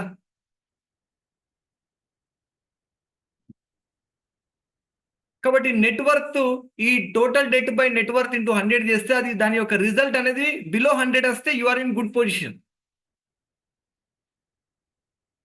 ఓకేనండి, you are in good position. Assets liabilities ఒకసారి చూడండి. లైబిలిటీస్ అంటే ఇవన్నీ హోమ్ లోన్ కానీ, స్టూడెంట్ లోన్ కానీ, క్రెడిట్ కార్డ్ లోన్ కానీ, అవుట్ స్టాండింగ్ బిల్స్ కానీ, ఇవన్నీ కూడా లైబిలిటీస్. అసెట్స్ అంటే మనకు బ్యాంక్లో ఉన్నటువంటి బ్యాలెన్స్ కావచ్చు, ప్రాపర్టీస్ కావచ్చు, అవునా, పీపీఎఫ్, ఈపీఎఫ్, ఎఫ్డీస్ కావచ్చు, ఇన్వెస్ట్మెంట్స్ కావచ్చు, వెహికల్స్, గోల్డ్, అలాంటి బాండ్స్, ఇదంతా పోను చివరికి ఏదైతే నెట్వర్త్ ఉందో టోటల్ అసెట్స్ మైనస్ లైబిలిటీస్ అనేది, దీన్ని కూడా మీరు ట్రాక్ చేయాలి. రోజు ఖర్చులు రాయాలి, నెలకొకసారి నెట్వర్త్ క్యాలిక్యులేషన్ చేయాలి. అవునా? ఈజీగా మనీ సంపాదించే ప్లాన్ చెప్తారు అనుకొని ఈ సెషన్లో జాయిన్ అయ్యి ఉంటే మీరందరూ కూడా సాంబార్లో కాలేసినట్లు. ఈజీ మనీ ఎక్కడ ప్రొవైడ్ చేయబడదు. మన యొక్క లైఫ్లో మన బిహేవియర్ నుండే మనకు సంపద అనేది వస్తుంది. ఇంకా అడిషనల్గా మన హార్డ్ మనీని ఎక్కడ ఇన్వెస్ట్ చేసుకుంటూ వెళ్ళాలనేది కూడా మనం చూద్దాం. మన డెట్ క్లియర్ చేయడానికి 2 మెథడ్స్ అండి. Snowball method, avalanche method. Snowball method అంటే ఏంటి? మనకు ఉన్నటువంటి అప్పులు రాసుకోవాలి. Personal loan, credit card loan, home loan, ఇది మన యొక్క డెట్స్. ఓకేనండి? ఈ డెట్స్ను మనం ఎలా క్లియర్ చేయాలనుకుంటున్నాము? మినిమం తక్కువ అమౌంట్ని మనం ఫస్ట్ పే చేసుకోవాలి, కొంచెం ఎక్కువ అమౌంట్ని తర్వాత పే చేయాలి, ఇంకా ఎక్కువ అమౌంట్ని తర్వాత పే చేయాలి అనుకున్నట్లయితే ఈ ఆర్డర్ ద్వారా మనం పే చేయాలి, అసెండింగ్ ఆర్డర్. ఓకేనండి? కానీ ఫస్ట్ హై అమౌంట్ మీద మనం దాన్ని పే చేయడానికి ప్రయత్నం చేయొద్దు. ఫస్ట్ లో అమౌంట్ పే చేయడానికి ప్రయత్నం చేయండి. లేదు, ఇంకొక మెథడ్ ఉంది, అవలంచ్ మెథడ్ అంటే అదేంటి? ఇంట్రెస్ట్ రేట్ ప్రకారం. ఒకవేళ హై ఇంట్రెస్ట్ రేట్ ఉన్నదాన్ని ఫస్ట్ పే చేయాలి. అవునా కదా? ఇంకా నెక్స్ట్ హై ఇంట్రెస్ట్ రేట్ ఉన్నదాన్ని తర్వాత పే చేయాలి. తర్వాత లీస్ట్ ఇంట్రెస్ట్ రేట్ ఉన్నదాన్ని తర్వాత పే చేసుకో. అంటే యాజ్ పర్ ఇంట్రెస్ట్ రేట్ ప్రకారం మనం పే చేసినట్లయితే దాన్ని ఏమంటాం మనం? అవలంచ్ మెథడ్ అంటే. It is the second method is the best method అండి. కాబట్టి అమౌంట్ ఎక్కువగా ఉన్నా నీకు ఇంట్రెస్ట్ రేట్ అనేది తక్కువగా ఉంటే దాన్ని పే చేయాల్సినటువంటి అవసరం అనేది తొందరలో లేదు. ఇలా డెట్స్ మనకి ఎందుకు తయారవుతున్నాయి? అవునా కదండి? ఈ డెట్స్ మనకి ఎందుకు తయారవుతున్నాయండి? వాట్ ఇట్ మీన్స్, రీజన్ ఏంటి? మిడిల్ క్లాస్లో మన యొక్క ఇన్కమ్ అనేది ఒకరిపైన డిపెండ్ అవ్వడం, ఎక్స్పెండిచర్ అనేది పెరిగిపోవడం, డిపెండెన్స్ ఎక్కువగా ఉండడం వల్లనే మనకి ఈ విధంగా డెట్స్ పెరగడానికి అవకాశం ఉంది. స్పెండింగ్ అనేది చాలా ఎక్కువగా చేస్తున్నాం. అవునా? ప్యాసివ్ ఇన్కమ్ అనేది లేదు. మన యొక్క ఇన్కమ్ పెంచుకోవడానికి మనం ప్రయత్నం చేయట్లేదు. కేవలం ఒకే ఇన్కమ్ పైన డిపెండ్ అవుతున్న ఒక్కరి సంపాదన పైన మనం ఆధారపడుతుంది. దానికి సంబంధించి ఒక చక్కని వీడియో మీకు చూపిస్తాను. రికార్డింగ్ మమతా గారు ఉన్నారండి?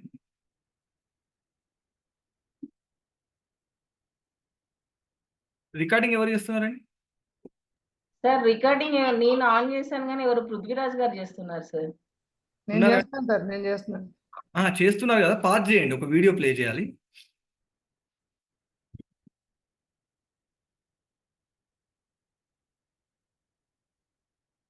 Okay sir, done.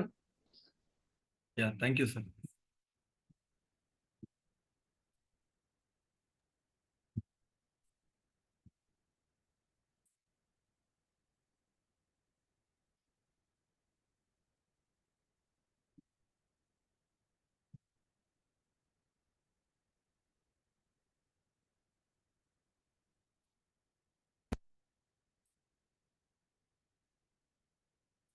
Order order. Voice వస్తుందండి మోహిత్? Yeah, good. ఇంతవరకు భారతదేశ చరిత్రలోనే రాని విచిత్రమైన మిడిల్ క్లాస్ కేసు సార్ ఇది. కన్న తండ్రే మోసం చేశాడని ఓ కన్న కొడుకు పెట్టిన కేసు ఇది. కన్న కొడుకే మోసం చేశాడని ఓ కన్న తండ్రి పెట్టిన కేసు ఇది. ఇందులో విశేషం ఏంటంటే ఆ కన్న తండ్రి ఆ కన్న కొడుకు ఒకడే అవడం. చట్టరీత్యా తాతల కాలం నుంచి వస్తున్న ఆ ఇంటిని అటు తండ్రి అనుమతి లేకుండా ఇటు కొడుకు అనుమతి లేకుండా అమ్మడం తప్పు. ఒప్పుకుంటాను సార్, కానీ ఈ ఒక్క తప్పే నేను న్యాయంగా చేశాను. తప్పని న్యాయంగా చేశానంటారేంటి? అవును సార్, ఎందుకంటే అసలు తప్పులు అంతకంటే పెద్ద తప్పులు మరెన్నో చేశాను కాబట్టి. నేను మధ్యతరగతి మనిషిగా పుట్టడం మొదటి తప్పు. పెళ్లి చేసుకుని అంతకంటే పెద్ద తప్పు చేశాను. అధిక సంతానాన్ని కని క్షమించరాని తప్పు చేశాను. నన్ను కని పెంచి పెద్ద చేసిన నా తండ్రికి కంటి ఆపరేషన్ చేయించకుండా బాధ పెట్టి గుడ్డివాణ్ణి చేసి దస్తావేజుల మీద సంతకాలు చేయించి కొడుకుగా తప్పు చేశాను. ఒక్కగానొక్క కొడుకని నన్ను కుటుంబాన్ని ఉద్ధరిస్తాడని వాడికి వచ్చే కట్నంతో ఆడపిల్లల పెళ్లిళ్ళు చేయొచ్చని ఆశతో వాళ్ళని మాత్రమే పెద్ద పెద్ద చదువులు చదివించి ఆడపిల్లలకు అన్యాయం చేసి తండ్రిగా తప్పు చేశాను. తక్కువ కట్నం అడిగాడు కదా అని కక్కుర్తిపడి వాడు ఎటువంటి వాడో తెలుసుకోకుండా పెద్ద కూతురునో దౌర్భాగ్యుడికి ఇచ్చి పెళ్లి చేసి చివరికి దాని పసుపు కుంకాలు కూడా తుడిపేసి మరింత తప్పు చేశాను. రెండో కూతురు తన కాళ్ళ మీద తనే నిలబడి 4 డబ్బులు సంపాదించుకుంటుంటే సిగ్గు లేకుండా డబ్బులు వాడుకున్నాను. There was a tragic accident happened in on the highways because of a cow crossing the highway. చివరికి నేను పెళ్లి చేయలేనేమోనని తన మొగుడిని తనే వెతుక్కుని వెళ్ళిపోతే భారం తగ్గిందని బాధ్యత లేని తండ్రిగా తప్పుకున్నాను. ఫస్ట్ మార్కులతో స్కూల్ ఫస్ట్ తెచ్చుకున్న నా 3వ కూతుర్ని చదువు ఎక్కువైతే అంతకంటే ఎక్కువ చదువుకున్న మొగుడిని తేవాల్సి వస్తుందని చదువుకుంటాను నాన్న అని ఆశగా నోరు తెరిచి అడిగితే వద్దమ్మా అని నిర్దాక్షిణ్యంగా నోరు నొక్కేసి మరింత తప్పు చేశాను. కొడుకుగా తండ్రిగానే కాదు, చివరికి అన్నగా కూడా చెల్లెల్ని పట్టించుకోలేదు. తను తప్పు చేస్తే అడ్డుకోక మౌనంగా ఉండి తప్పు చేశాను. ఎన్ని భయంకరమైన తప్పులు చేశాను సార్. నేనే కాదు, మధ్యతరగతి కుటుంబంలో పుట్టిన ప్రతివాడు ఈ తప్పులే చేస్తున్నాడు.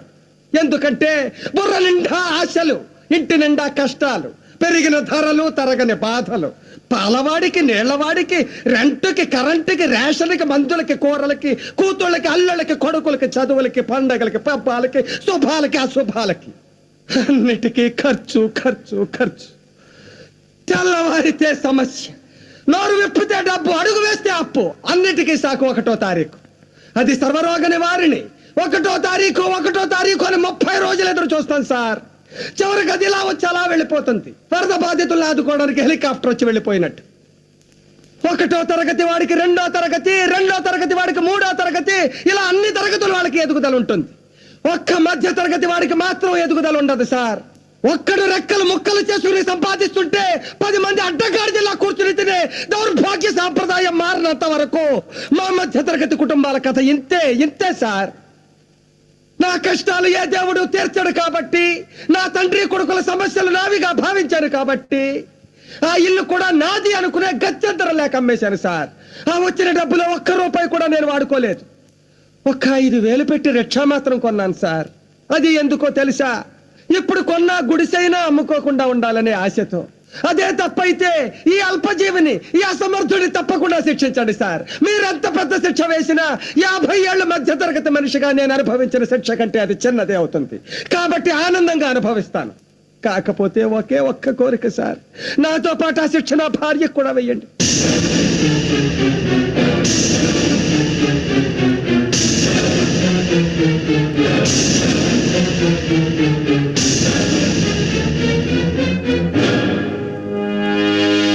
నీ వ్యధ విన్నాక నిజంగా నీ మీద జాలి వేసింది, కానీ నీ కోరిక విన్న తర్వాత నీ మీద అసహ్యం వేస్తుంది. I'm sorry sir. Please sir, దయచేసి ఒక్క కోరిక కాదరకండి సార్.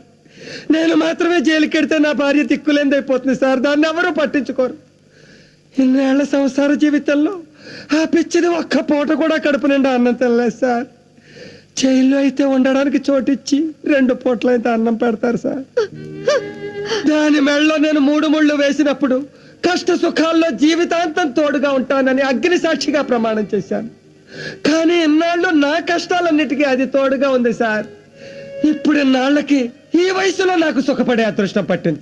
ఈ కాస్త అదృష్టాన్ని దాంతో కలిసి పంచుకునేవాడు సార్. ప్లీజ్ సార్, ప్లీజ్ మమ్మల్ని శిక్షించండి సార్, మమ్మల్ని శిక్షించండి సార్. తప్పకుండా శిక్షిస్తాను.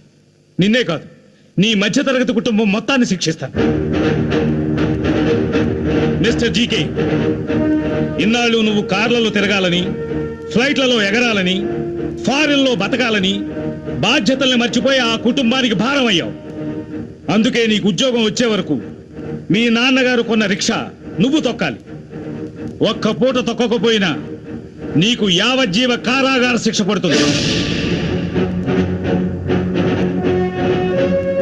చూడండి ఆంజనేయులు గారు, ఇంట్లో కూర్చుని తింటే వచ్చేది పెద్దరికం కాదు, పేదరికం. కష్టాల్లో కూరుకుపోయిన కొడుకును ఊరడించాల్సింది పోయి నాకంట ఆపరేషన్ ఎన్నాళ్ళు పీక్కు తిన్నారు. ఇప్పుడు మీకు కళ్ళు వచ్చాయి. ఇక సొల్లు కబుర్లు సాధించడాలు మాని మీ ఒంట్లో ఓపిక ఉన్నంత వరకు బుట్టలలో చుట్టలు చుట్టూ ఆ కుటుంబానికి సాయం చేయండి. కాదంటే జైలు శిక్ష పడుతుంది.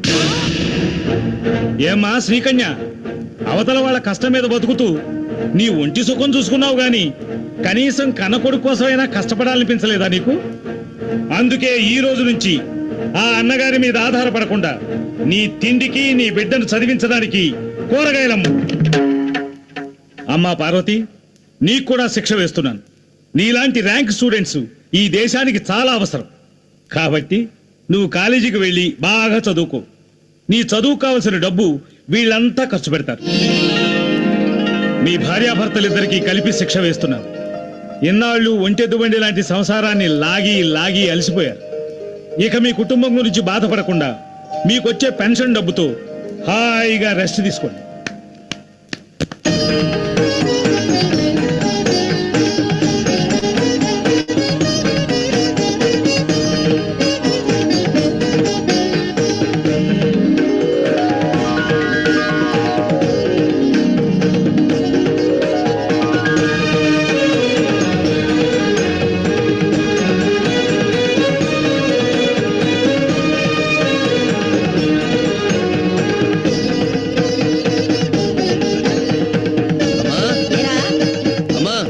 ఏంటి?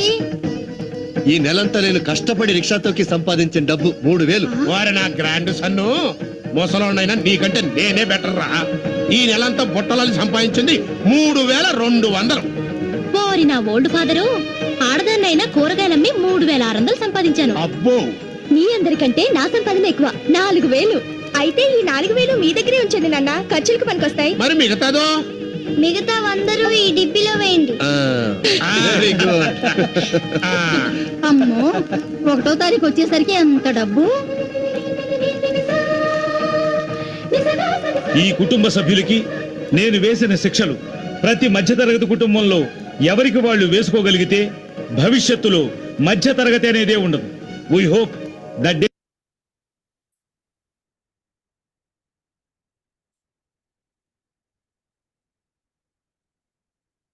ఎలా ఉందండి? Is it useful?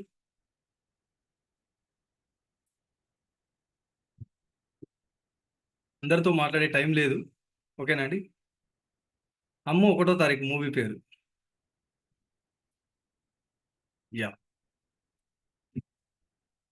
ఈరోజు సబ్జెక్ట్లో మనం అట్లీస్ట్ ఓన్లీ ఒక 10% ఫైనాన్షియల్ ప్లానింగ్లో నేర్చుకుంటున్నామండి. చాలా పెద్ద సబ్జెక్టు, మనకు ఒకరోజు సమయం సరిపోదు. ఇంకా మనం ఇన్సూరెన్స్ గురించి కావచ్చు, సేవింగ్ మెథడ్స్ కావచ్చు, how to earn money, how to earn passive income, how to budget our money, ఓకేనా? మ్యూచువల్ ఫండ్స్, స్టాక్స్, బాండ్స్, ఇలా రకరకాల సబ్జెక్ట్ ఉంటుంది. దాంట్లో మన సాధ్యమైనంత వరకు మనం కంప్లీట్ చేయడానికి ప్రయత్నం చేస్తున్నాం. ఇంకా వ్యాలిడ్ పాయింట్స్ చాలా ఉన్నాయి, అసలు ఇప్పుడే ఉంది. Please with your permission I want to extend my session more 10 to 15 minutes, please. Are you ready everyone? Are you everyone ready? Only 10 to 15 minutes. ఎందుకంటే టైం అనేది చాలా చాలా ఇంపార్టెంట్ అందరికి కూడా కదా అండి. 80% దాన్ని నేను మిస్యూజ్ చేయను ఎవరిది కూడా. ఓకేనా? యా. ఇప్పుడు మేనేజింగ్ లైఫ్ స్టైల్ చూద్దాం. It's very important. ఏంటి మేనేజింగ్ లైఫ్ స్టైల్లో మనం buying a car is need or luxury? ఒకసారి చెప్పండి, చాట్లో చెప్పడానికి ట్రై చేయండి. నీడా లగ్జరీ అండి?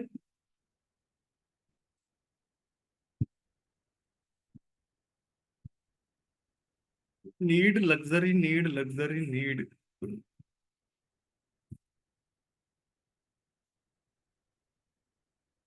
Yes, depends on requirement. Okay, depends on the person. Okay, luxury.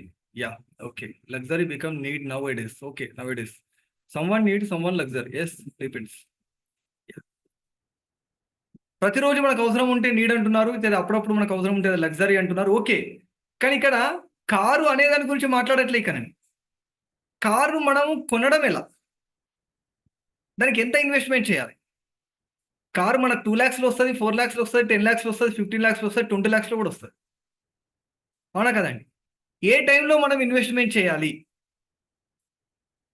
అవునా కదా? ఏ టైంలో మనం కొనాలి, అప్పు చేయాలి?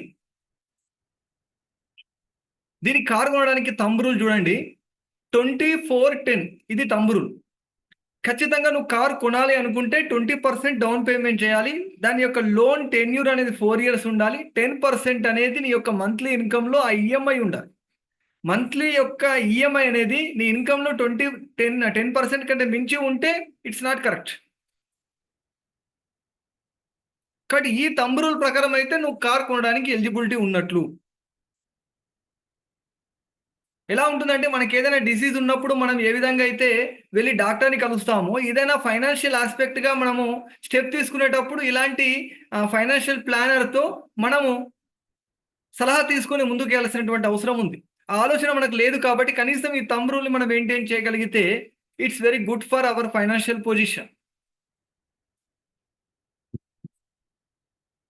నెక్స్ట్ థింగ్, మనకు ఒక ఇల్లు తీసుకోవాలని ఉంది.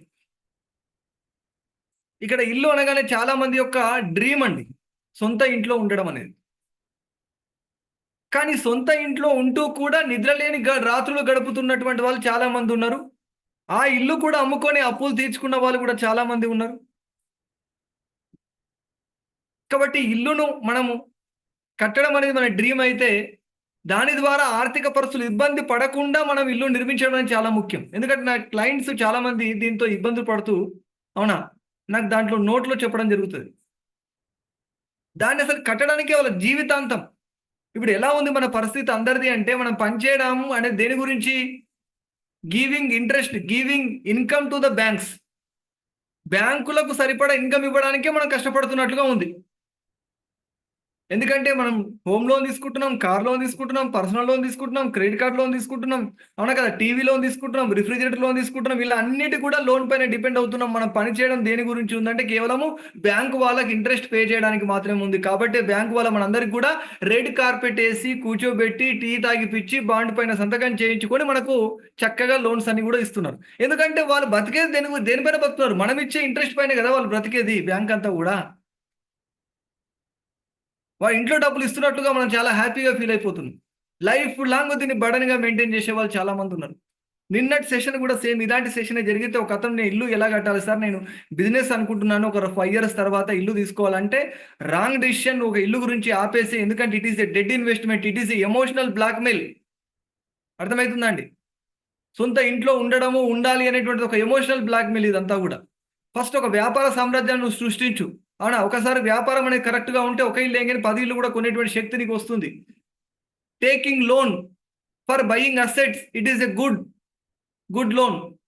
Taking loan for buying liabilities like car, home, it is bad loan. Loans are 2 types, good loan, bad loan. అదే ఇల్లు నువ్వు రెంట్కి ఇస్తున్నట్లయితే కమర్షియల్గా, అవునా కదా, నువ్వు రెంట్కి ఇస్తూ ఆ ఇల్లు కొనుక్కున్నావు అంటే it is a good loan. అందుకని రాబర్ట్ కియోసాకి గారు చెప్తుండ్రు, work for building assets, not for money. Work for building assets. నువ్వు ఏదైతే సంపాదిస్తావో అసెట్స్ తయారు చేయడానికి సంపాదించండి. ఆ అసెట్స్ వర్క్స్ ఫర్ యూ. కానీ ఏదో డబ్బు కోసం సంపాదిస్తుంటే డబ్బు వస్తుంటుంది వెళ్ళిపోతుంది, డబ్బు వస్తుంటుంది వెళ్ళిపోతుంది. అది నీ గురించి పనిచేయడం జరగదు. కాబట్టి ఇలా ఇల్లు గురించి మనం ప్లాన్ చేసేటప్పుడు మన యొక్క డెసిషన్ ఎలా ఉండాలి అంటే 30-30-20 లాగా ఉండాలి. 30 మీన్స్ మంత్లీ ఇన్కమ్ అనేది ఈఎంఐ, నీ యొక్క మంత్లీ ఇన్కమ్లో 30%కి మించొద్దు ఆ ఈఎంఐ. ఓకేనండి. డౌన్ పేమెంట్ 30% ఉండాలి. టెన్యూర్ 20 ఇయర్స్ ఉండాలి. This is ideal thumb rule for buying A home by loan. లేదు సార్ నా దగ్గర డబ్బులు ఉన్నాయి నేను డైరెక్ట్గా పే చేస్తాను అనుకుంటే ఇట్స్ గుడ్ ఫర్ యూ. అర్థమైందా? లోన్ పైన ఎందుకు వెళ్తాం చాలా మంది అంటే ట్యాక్స్ విషయంలో. అసలు మన ట్యాక్స్ గురించి 1% కూడా ఎక్కడ డిస్కస్ చేయం. ట్యాక్స్ మనము తగ్గించుకోవాలి అనుకున్నట్లయితే హోమ్ లోన్ ఇంట్రెస్ట్ అనేది నాట్ ట్యాక్సబుల్. ఇక్కడ దాని పరంగా చాలా మంది హోమ్ లోన్కి ప్రిఫర్ చేయడం అనేది జరుగుతుంది డబ్బులు ఉన్నా కూడా. నెక్స్ట్ థింగ్, ఎమర్జెన్సీ ఫండ్ అనేది మనం తయారు చేసుకోవాలి. ఏంటిది ఎమర్జెన్సీ ఫండ్? చాలా మంది దగ్గర ఎమర్జెన్సీ ఫండ్ లేకపోవడం వల్ల కరోనా లాంటి విపత్కరమైన పరిస్థితులలో ఎన్నో కోట్ల ఆస్తులు ఉన్నా కూడా ఇంకొకరిపైన డిపెండ్ అవ్వడం అనేది జరిగిందండి. సరే ల్యాండ్ ఉండొచ్చు అండి, ల్యాండ్ ఉంటే ఎవడైనా ఆ సమయంలో ఎవడు కొంటాడండి? నువ్వు ₹1,00,00,000 దాన్ని 50 లక్షలకు అమ్ముతానా కూడా ఎవడు కొన్నాడు? ఎందుకంటే వాడికి పరిస్థితి కూడా వాడి దగ్గర కూడా డబ్బులు లేవు కదా. అవునా కదండి? కాబట్టి సంథింగ్ ఎమర్జెన్సీ ఫండ్ అనేది మన లైఫ్లో ఉండాలి. డబ్బు అనేది చాలా కాన్ఫిడెన్స్ ఇస్తుంది మనకు. ఎలా ఉంచుకోవాలి దాన్ని? In case of emergency break the glass. ఒకవేళ మనం దాన్ని ఇన్వెస్ట్మెంట్ చేస్తాము, ఒకవేళ ఏదైనా ఇబ్బంది ఉన్నట్లయితే దాని ఇన్వెస్ట్మెంట్ మనం రీట్రైవ్ చేసుకుంటాం. అవునా కదా? అప్పటి వరకు దాన్ని ఏం చేస్తుంటాం? అలా పొదుపు చేస్తుంటాం. Why do you need? ఎందుకని? లిక్విడిటీ. ఇప్పుడు ఫర్ ఎగ్జాంపుల్ మనకు స్టాక్స్ ఉన్నాయి. ఆ స్టాక్స్ అన్ని కూడా మనకు స్టాక్ ఎక్స్చేంజ్లో ఉన్నాయి, కానీ మంచి వాల్యూ ఉన్నాయి, కానీ దాన్ని అమ్మాలంటే ఇప్పుడు రేట్ లేదు, ఇప్పుడు అమ్మలేం. ల్యాండ్ ఉంది, అమ్మాలంటే కూడా టైం పడుతుంది, కస్టమర్ రావాలి, చూడాలి, మనం ఒక ఒప్పందం రాసుకోవాలి, డౌన్ పేమెంట్ ఇవ్వాలి, ఇదంతా ప్రాసెస్ ఉంటుంది. కాబట్టి లిక్విడిటీ అనేది దేనికి కూడా ఉండదు. నీకు ఆస్తులు ఉంటాయి, ఆస్తులు ఉంటే లిక్విడిటీ ఉండదు. లిక్విడ్ అంటే ఏంది? దాన్ని తొందరగా నగదు రూపంలోకి మార్చుకోలేం మనం. కాబట్టి సంథింగ్ అమౌంట్ అనేది నీకు లిక్విడిటీగా ఉండాలి, ఎమర్జెన్సీ ఫండ్గా ఉండాలి. నీ యొక్క అవసరానికి, నీ యొక్క కష్టానికి ఉపయోగపడినటువంటి డబ్బులు, ఆస్తి ఎందుకండి? మీరే చెప్పండి. కాబట్టి సంథింగ్ అమౌంట్ అనేది మీరు ఎమర్జెన్సీ ఫండ్గా తయారు చేసుకోవాలి. ఎంత తయారు చేసుకోవాలి? మీ యొక్క మంత్లీ ఎక్స్పెన్సెస్ ఒక 6 మంత్స్ నుండి 12 మంత్స్ వరకు ఒక ఎక్స్పెన్సెస్ ఏవైతే ఉన్నాయో, ఇన్కమ్ కాదు, ఎంతైతే నెసెసిటీస్ ఉంటాయో, ఈ నెల నేను ప్రతి నెల సరే ఏమి బయటకు వెళ్ళకుండా ఖచ్చితంగా ఒక 15,000 ఖర్చు అవుతాయి అనుకుంటే 15 90,000 రూపాయలు ఎమర్జెన్సీగా ఉండాలి. ప్రపంచం ఆగిపోయినా మనం 6 నెలలు బతుకుతాం. అర్థమైందండి? ఇలాంటి ఎమర్జెన్సీ ఫండ్ అనేది మనం ఖచ్చితంగా ఏర్పాటు చేసుకోవాలి. ఏ రూపంలో ఏర్పాటు చేయాలి? లిక్విడ్ క్యాష్గా ఏర్పాటు చేసుకోవచ్చు, లేదంటే ఎఫ్డీలో ఓడి ఆప్షన్ ఉంటుంది మనకు. అర్థమైందా? బ్యాంక్ వాళ్ళు కలిస్తే చెప్తారు, మనం ఫిక్స్డ్ డిపాజిట్ చేస్తాము, కానీ దానిపైన మనం ఓవర్ డ్రాఫ్ట్ తీసుకోవచ్చు. మళ్ళీ మనం అమౌంట్ మనకు అవసరం తీరిపోయాక మళ్ళీ మనం పే చేయొచ్చు. వాడుకున్న కాలానికి, వాడుకున్న మొత్తానికి ఇంట్రెస్ట్ ఇస్తుంది. ఈ ఆప్షన్ ఎవరికి తెలియదు. మ్యూచువల్ ఫండ్స్లో ఇన్వెస్ట్ చేయొచ్చు. స్వీప్డ్ ఇన్ ఫండ్స్ ఉంటాయండి. అర్థమైందా? అంటే ఎఫ్డీలో మనం ఎప్పుడైనా మనం తీసుకోవచ్చు, వాడుకోవచ్చు, మళ్ళీ పే చేయొచ్చు. ఇన్ని రకాలుగా మనం ఎమర్జెన్సీ ఫండ్ మెయింటైన్ చేయొచ్చు. ఏదో ఒక రకంలో ఎమర్జెన్సీ ఫండ్ను దయచేసి క్రియేట్ చేసుకోండి. Next, grow your money. This is the last topic. More 5 minutes. ఒక క్వశ్చన్కి ఆన్సర్ చెప్పండి. 30 కోట్లు కావాలా? అవునా? లేదా ఫస్ట్ రోజు ₹1 ఇచ్చి, నెక్స్ట్ డే రోజు ₹2 ఇచ్చి, ఆ తర్వాత రోజు ₹4, ఆ తర్వాత 8, ఆ తర్వాత 16, ఆ తర్వాత 32, ఇలా డబుల్ చేస్తూ ఇవ్వాలి 30 రోజులు. ఫస్ట్ 30 కోట్లు ఇవ్వాలి. చాట్లో చెప్పండి, ప్లాన్ ఏనా, plan బియా?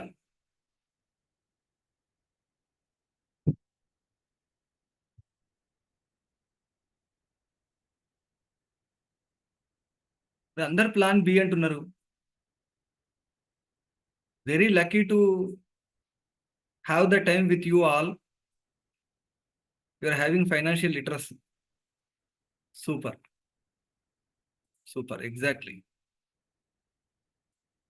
Plan B is the correct. ఎందుకు అంటే 10 రోజుల తర్వాత వీడి దగ్గర 30 కోట్లే ఉంటాయి, వాడి దగ్గర 512 రూపాయలు ఉంటాయి. 15 రోజుల తర్వాత వాడి దగ్గర 30 కోట్లు, వీడి దగ్గర 16,000. 31 రోజుల తర్వాత చూస్తే వీడి దగ్గర 30 కోట్లే ఉంటాయి, వీడి దగ్గర 107,31,40,824 రూపాయలు ఉంటాయి.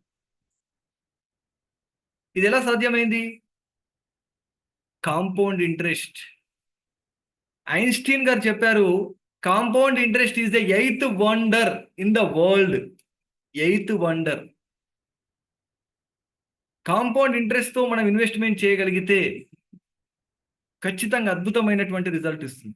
కాబట్టి మనకు సింపుల్ ఇంట్రెస్ట్ ఎర్న్ చేయడం కాకుండా, సింపుల్ ఇంట్రెస్ట్ అంటే ఏంటి? 1,00,000 రూపాయలతోని మనం ఇన్వెస్ట్ చేస్తే నెక్స్ట్ ఇయర్ 2,500 వస్తాయి, 1,02,500. ఆ నెక్స్ట్ ఇయర్ మళ్ళీ 2,500 వస్తుంది, 1,05,000. అర్థమైందండి? ఇది సింపుల్ ఇంట్రెస్ట్. కాంపౌండ్ ఇంట్రెస్ట్ అంటే ఏంటి? 1,00,000కు 2,500 వచ్చాయి, 1,02,500 దీన్ని మళ్ళీ ఇన్వెస్ట్ చేస్తాము, 1,06,000 వస్తాయి, దీన్ని ఇన్వెస్ట్ చేస్తాము, 1,11,000 వస్తాయి, దీన్ని ఇన్వెస్ట్ చేస్తాము, 1,16,000 వస్తాయి. ఇది కాంపౌండ్ ఇంట్రెస్ట్ అండి. అవునా? దీనికి నేను క్యాలిక్యులేట్ చేసి చూపిస్తాను ఎలా అనేది. కాబట్టి ఇలా కాంపౌండ్ ఇంట్రెస్ట్ రూపంలో వర్క్ చేయడం అనేది నేర్చుకోవాలి. అందుకే రాబర్ట్ కియోసాకి గారు అంటారు, it's not how much money you make, but how much money you keep, how hard it works for you and how many generations you keep it for. ఇది చాలా చాలా ఇంపార్టెంట్ అంట. సేమ్ ఇలాగే ఒక ఋషికి రాజుగారు నీకేం కావాలో కోరుకొని అడిగితే, చెస్లో 64 గడులు ఉంటాయి కదా, దాంట్లో ఒక బియ్యపు గింజ, రెండో దాంట్లో 2 బియ్యపు గింజలు ఇలా మల్టిప్లై చేసి ఇవ్వండి అంటే రాజుగారు కోప్పడతారు. ఎవరన్నా అడిగితే భవనాలు అడగాలి, వజ్రాలు అడగాలి, ధాన్యం సంచులు అడగాలి, ఆభరణాలు అడగాలి, కానీ ఇదేం అడుగుతున్నావు అని చెప్పేసి అంటాడు. కానీ అతనికి తెలియదు, అలా చేస్తూ వెళ్తే 210 బిలియన్ టన్స్ అవుతుంది, 350 ట్రిలియన్ US డాలర్స్ అవుతుంది. కానీ రాజుగారికి ఇలా ఇవ్వడానికి సాధ్యం కాలేదు, ప్రపంచం అంతా వెతికినా కూడా. This is the secret of the compound interest. Early ఏజ్లో మనం దీనిపైన వర్క్ చేయడం అనేది ప్లాన్ చేస్తే తొందరగా రిటైర్మెంట్ తీసుకోవచ్చు. Your money definitely work for you. కాబట్టి చాలా మంది మనం పని చేయాలంటే చాలా హార్డ్ వర్క్ చేయాలి, చాలా హార్డ్ వర్క్ చేస్తేనే ధనవంతులు అయితే ఉంటారు. చాలా హార్డ్ వర్క్ చేస్తే ధనవంతులు అయితే రోజు మార్నింగ్ న్యూస్ పేపర్ వేసేటువంటి వ్యక్తి కూడా ధనవంతుడు అవ్వాలి. అవుతున్నాడా అండి? అంటే ఇక్కడ హార్డ్ వర్క్తో పాటు smart work, smart thinking, right direction, right investment అనేది ఇక్కడ ఇంపార్టెంట్.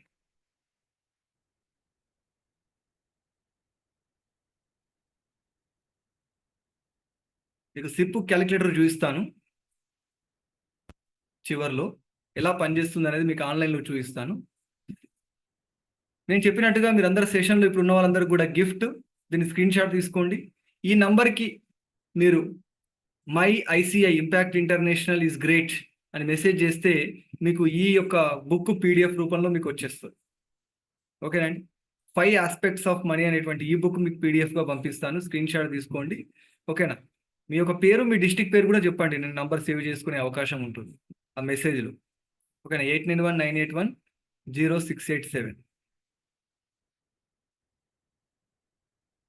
నెక్స్ట్ థింగ్, మీకు ఏదైతే షీట్ చూపించాను నెట్వర్త్ షీటు, ఆ ట్రాక్ కావాలి అనుకుంటే నా యాప్ ఉందండి, ప్లే స్టోర్లో లాభిశెట్టి మహేష్ అని ఉంటుంది, దీన్ని స్క్రీన్ షాట్ తీసుకోండి. ఓకేనా? దాంట్లో ఈ యొక్క ఎక్స్పెన్సెస్ అండ్ ఇన్కమ్ యాప్లో ఈ 3 లైన్స్ పైన క్లిక్ చేశాక ఫ్రీ మెటీరియల్ అని కనిపిస్తుంది. దీంట్లో మనకి ఇది PDF క్లిక్ చేయగానే ఆటోమేటిక్ ఓపెన్ అవుతుంది. ఆ PDF సాఫ్ట్వేర్ లేకుంటే మనం ఏం చేయలేము. ఆ PDF సాఫ్ట్వేర్ డౌన్లోడ్ చేసుకోవాలి. మీరు యాప్ ఓపెన్ చేశాక 3 లైన్స్ వస్తాయి, ఆటోమేటిక్ ఓపెన్ అవుతుంది. ఆ 3 లైన్స్ పైన క్లిక్ చేస్తే మనకు ఫ్రీ మెటీరియల్ కనిపిస్తుంది. 3 ఈబిక్స్ ఉన్నాయి, 3 ఈబిక్స్ ఓపెన్ అవుతుంది. ఓకేనా? ఆ ఫ్రీ మెటీరియల్ కనిపిస్తుంది. ఆ ఫ్రీ మెటీరియల్ ఆటోమేటిక్గా మీరు డౌన్లోడ్ చేసుకోవచ్చు ఈ ట్రాక్. ఓకేనండి? నెక్స్ట్ నా బుక్స్ కూడా అవైలబుల్గా ఉంటాయి. నేను రాసినటువంటి బుక్స్ 2 పుస్తకాలు కూడా మీరు తీసుకోవచ్చు. ఆయిలు మీ జీవితాన్ని మార్చివేస్తాయి, పర్సనాలిటీ డెవలప్మెంట్ బుక్, మార్పు కోసం 100 వ్యక్తిత్వ వికాస కథలు. ఓకేనా? ఈ అమెజాన్, ఫ్లిప్కార్ట్లో కూడా మనకు అవైలబుల్గా ఉంటాయండి. నెక్స్ట్ బుక్ రాబోతుంది రైస్ టు అచీవ్, ఇది ఇంగ్లీష్లో ఉంటుంది. నెక్స్ట్ డబ్బుతో ప్రయాణం అనేటువంటి ఒక అద్భుతమైన మనీ రిలేటెడ్ బుక్ కూడా రాబోతుంది. ఇదంతా కూడా కేవలం making money is a skill, maintaining money is a discipline, multiplying money is an art. ఇలాంటి ఫైనాన్షియల్ లిటరసీని జనాల్లోకి తీసుకెళ్ళాలి, ఫైనాన్షియల్ లిటరసీ పర్సెంటేజ్ పెంచాలి అనేది మన యొక్క ఉద్దేశం. Thank you so much, thank you everyone. Okay, given wonderful opportunity. చక్కగా మనలందరినీ కలిపినటువంటి గురువు గారు గంప నాగేశ్వరరావు గారికి పాదాభివందనాలు తెలియజేసుకుంటూ మనము ఒకటి సిప్ క్యాలిక్యులేటర్ చూసుకొని మన యొక్క సెషన్ మనం ఎండ్ చేద్దాం. ఓకేనండి, ఎలా పనిచేస్తుందో ఒకసారి చూద్దాం. ఐఎమ్ నాట్ ఎంకరేజింగ్ సిప్, అంటే దాన్ని మనము ప్రమోట్ చేయడం అనేది కాదు, ఎలా పనిచేస్తుంది అనేది మనకు తెలియాలి. కాబట్టి అవేర్నెస్, ఎవ్రీథింగ్ ఈజ్ అవేర్నెస్. ఓకేనండి, ప్రతిదీ కూడా మనం ఎవరిపైన డిపెండ్ అవ్వద్దు, గుర్తుంచుకోండి. మనమే రీసెర్చ్ చేసి మనకు నచ్చితేనే ఇన్వెస్ట్ చేయాలి.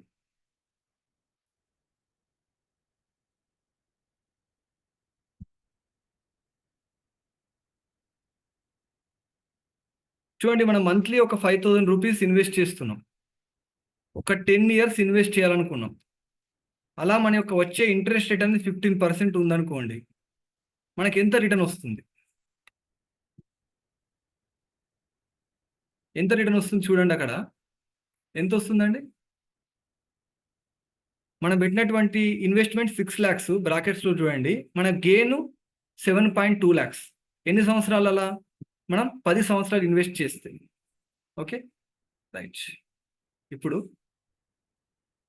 10 years కాకుండా దాన్ని 15 years చేద్దాం. 15 years చేస్తే ఎలా ఉంది పరిస్థితి చూడండి. మనం ఎంత పెంచాం? 3 lakhs పెంచాం. అప్పుడు 6 lakhs ఉండే, ఇప్పుడు 3 lakhs పెంచితే మన ఇన్వెస్ట్మెంట్ 9 lakhs పెరిగింది. కానీ గెయిన్ ఎంత పెరిగింది చూడండి. అప్పుడు ఎంత ఉంటే మనకు 7.2 సంథింగ్ ఉండే, ఇప్పుడు ఎంత? 21 పాయింట్స్. అంటే లాంగ్ డ్యూరేషన్. అర్థమవుతుందండి? లాంగ్ పీరియడ్ ఇన్వెస్ట్మెంట్ చేస్తే చక్కని రిజల్ట్స్ ఉంటాయి. లేదు, మనం ఇంకొక 3 lakhs పెంచాం, 20 years ఇన్వెస్ట్ చేసాం, మన ఇన్వెస్ట్మెంట్ పెరిగేది చాలా తక్కువ, కానీ మనకు వచ్చే గెయిన్ ఎక్కువ. ఇప్పుడు 12 lakhs ఇన్వెస్ట్ చేస్తున్నాం, కానీ మనకు వచ్చే గెయిన్ ఎంత? 54 lakhs.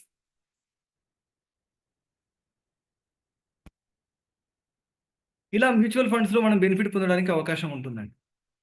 ఒకటి ఏదైనా మనం రీసెర్చ్ చేయాలి. స్టాక్ మార్కెట్ చాలా ఫ్రాడ్ అంటుంటారు, కానీ స్టాక్ మార్కెట్ గురించి తెలుసుకొని నువ్వు ఇంప్లిమెంట్ చేస్తూ ఇన్వెస్ట్ చేస్తే అది బిజినెస్ అవుతుంది. Stock market is business, it's not a fraud. దాని గురించి తెలుసుకొని ఇంప్లిమెంట్ చేయాలి మనం. అర్థమైందండి? అందుకని వారెన్ బఫెట్ గారు అంటారు, don't put all your eggs in one basket. కొద్దిగా మనం మ్యూచువల్ ఫండ్స్లో పెట్టాలా, కొంచెం ఎఫ్డీలో పెట్టాలా, కొంచెం రియల్ ఎస్టేట్లో పెట్టాలి, కొంచెం స్టాక్ మార్కెట్లో పెట్టాలి. అప్పుడు ఏదొక్కటి మనం ఎఫెక్ట్ అయినా కూడా మనది హార్డ్ మనీ అనేది మనకి ఇబ్బంది కాదు. డియర్ ఫ్రెండ్స్, ఒకటేసారి రియల్ ఎస్టేట్ పడిపోతే మన డబ్బులన్నీ పోయినాయి. చాలా మంది అంటే డబ్బు లాస్ అయిపోయి ఇల్లు అమ్ముకున్న వాళ్ళు ఉన్నారు, భూములు అమ్ముకున్నారు రియల్ ఎస్టేట్ పడిపోగానే. స్టాక్ మార్కెట్ పడిపోగానే ఇదైపోయారు. స్టాక్ మార్కెట్ ఇండియాలో, యుఎస్ మార్కెట్లో ఇన్వెస్ట్ చేస్తున్నారు చాలా మంది ఫైనాన్షియల్ ప్లానింగ్ తెలిసిన వాళ్ళు. ఎందుకంటే ఇండియాలో స్టాక్ మార్కెట్ పడిపోతే యుఎస్లో ఉంటుంది కదా. ఇట్లా మనం పోర్ట్ఫోలియో మేనేజ్ చేయాలి. దీనికి గోల్ బేస్డ్ ఇన్వెస్ట్మెంట్ అంటారు. ఇవన్నీ చెప్పుకోవడానికి మనకు సమయం సరిపోదు. అవునా, చెప్పాను కదా, ఓన్లీ 10% మాత్రం మనం డిస్కస్ చేసుకున్నాం. ఇంత చక్కగా ఇప్పటి వరకు ఓపికగా విన్నటువంటి మీ అందరికీ కూడా మీ యొక్క జీవితాలలో డబ్బు అనేది వృద్ధి చెందాలని, చక్కని ఆర్థిక స్థితిలో మీరు ఉండాలని, ఆర్థిక కష్టాలు మీకు రాకుండా భగవంతుడు చూడాలని కోరుకుంటూ, ఈ కార్యక్రమం ఇంతగా ఆర్గనైజ్ చేసినటువంటి 4 బ్యాచ్లకు సంబంధించినటువంటి కోఆర్డినేటర్లకు, మెంటర్స్కి, ఫెసిలిటేటర్స్కి అందరికీ పేరు పేరున ధన్యవాదాలు తెలియజేసుకుంటూ, thank you so much, wonderful opportunity. గురువు గారికి మరొకసారి పాదాభివందనాలు తెలియజేసుకుంటూ, over to the post. Thank you sir, thank you. ఇలాంటి అద్భుతమైన సెషన్ను మాకు అందించినందుకు రియల్లీ ఆల్ బ్యాచెస్ తరఫున అభినందనలు తెలుపుతున్నాను సార్. అసలు ఫైనాన్షియల్ మేనేజ్మెంట్ అంటే ఆర్థిక అక్షరాస్యత అనేది మనకు ఎంత అవసరమో ఈరోజు సెషన్ బట్టి నాకు అందరికీ తెలిసి ఉంటుంది. అలాగే your personal finance is your personal responsibility అనే ఒక చిన్న కొటేషన్తో, వర్డ్స్తో మమ్మల్ని చాలా బాగా చెప్పారు సార్. అలాగే money is enabler, makes things easier in life అని చెప్పేసి ఇంకో క్యాప్షన్తో బాగుంది సార్. అలాగే ఇన్ఫ్లేషన్ గురించి ఇన్ డీటెయిల్గా ఎక్స్ప్లెయిన్ జరిగింది, చాలా అద్భుతంగా ఉంది సార్. అలాగనే earning interest rate should be the greater than the inflation rate అనేది ఒక చిన్నది, దానికి ఒక చిన్న కీ పాయింట్తో మనం ఎలా ఉండాలని చెప్పారు, చాలా బాగుంది సార్. అలాగే ఎక్స్పెన్సెస్ అనగానే income minus saving is equal expenses, మన ఫైనల్గా ఎక్స్పెన్సెస్ ఎలా ఉండాలంటే దానికి చక్కగా వివరించారు సార్. అలాగే సేవ్ 10% ఆఫ్ యువర్ శాలరీ. జనరల్గా మనం శాలరీ రాగానే అది ఎలా ఆటో డెబిట్ చేసుకుంటాము, ఈఎంఐస్ ఎలా మెయింటైన్ చేస్తాము, అలాగనే 10% ఆఫ్ శాలరీ సేవింగ్ చేసుకుంటే మన ఫైనాన్షియల్ లిటరసీ ఇంప్రూవ్ అవుతుంది. చాలా చక్కగా చెప్పారు సార్. అలాగనే నెక్స్ట్ మండే యాటిట్యూడ్ కూడా one of the key role, అది కూడా చాలా బాగా చెప్పారు sir. And universal budget formula అలాగనే 50-30-20% అది చాలా చక్కగా వివరించారు సార్. ఇంకో సపరేట్గా వస్తే మనీ మేనేజ్మెంట్ గురించి మనం చక్కగా ఎక్స్ప్లెయిన్ చేస్తారు సార్. మంత్లీ శాలరీ అదే ఏ మంత్ ఎలా ఖర్చు చేయాలని, క్రెడిట్ కార్డ్స్ ఎలా యూజ్ చేయకూడదు అనేది చాలా ఇన్డీటెయిల్గా ఎక్స్ప్లెయిన్ చేస్తారు sir. Thank you very much. అలాగనే లేజీ పర్సన్ బడ్జెట్ ప్లానర్ గురించి కూడా చెప్పారు. దీని విషయంలో మనీ మేనేజ్మెంట్ కానీ డీటెయిల్డ్ బడ్జెట్ ప్లానర్ కానీ చక్కగా వివరించారు. దానికి తోడు మాకు ఈ విషయంలో మీరు మీ యొక్క యాప్ నుంచి డౌన్లోడ్ చేసుకోవడానికి సహకరించినందుకు thank you sir. Thanks a lot. అలాగే అనలైజ్ యువర్ స్పెండింగ్స్ కూడా దాని గురించి చక్కగా వివరించారు sir. Thank you so much. అలాగే ట్రాక్ యువర్ ప్రోగ్రెస్, దాని గురించి మనం ఎమోషనల్ యాడ్స్ వల్ల మనం ఎలా ఖర్చు పెడతాం ఏంటి అనేది దాన్ని అవాయిడ్ చేయడానికి ట్రాక్ యువర్ ప్రోగ్రెస్ గురించి కూడా చక్కగా చెప్పారు. సెకండ్ వచ్చారు డెప్ట్ మేనేజ్మెంట్. అంటే డెప్ట్ మేనేజ్మెంట్ గురించి మనం చక్కగా వివరించారు. అలాగే నెట్ బ్యాలెన్స్ గురించి, టోటల్ డెప్ట్ బై నెట్వర్త్ ఇస్ 100%, దాని గురించి కూడా చక్కగా వివరించారు సార్. అలాగే 2 మెథడ్స్ చెప్పారు. స్నోబాల్ మెథడ్ కానీ అవలంచి మెథడ్ కూడా చెప్పారు. మనం ఏదైతే లెస్ అమౌంట్ క్యాలిక్యులేట్ చేస్తాం దాన్ని స్నోబాల్ మెథడ్గా చూసుకుంటాం. అవలంచి మెథడ్గా వచ్చేవరకు హై ఇంట్రెస్ట్ రేట్ గురించి కూడా చక్కగా చెప్పారు sir. Thanks one second sir. అలాగే పాసివ్ ఇన్కమ్ కూడా ఒక మిడిల్ క్లాస్ రియల్లీ ఎలా ఉంటుంది అని చెప్పి ఒక చిన్న వీడియో ద్వారా మమ్మల్ని అలాగే సార్. Thanks a lot sir. అలాగే మేనేజింగ్ లైఫ్ స్టైల్ గురించి కూడా చెప్పారు. అలాగే ఒక కార్ కొనాలంటే అంటే ఏ పర్సెంటేజ్లో మనం వెళ్ళాలంటే 24-10% గురించి కూడా చెప్పారు. అలా బయింగ్ డ్రీమ్ హౌస్ కూడా చెప్పాలంటే 30-20% గురించి కూడా చక్కగా వివరించారు సార్.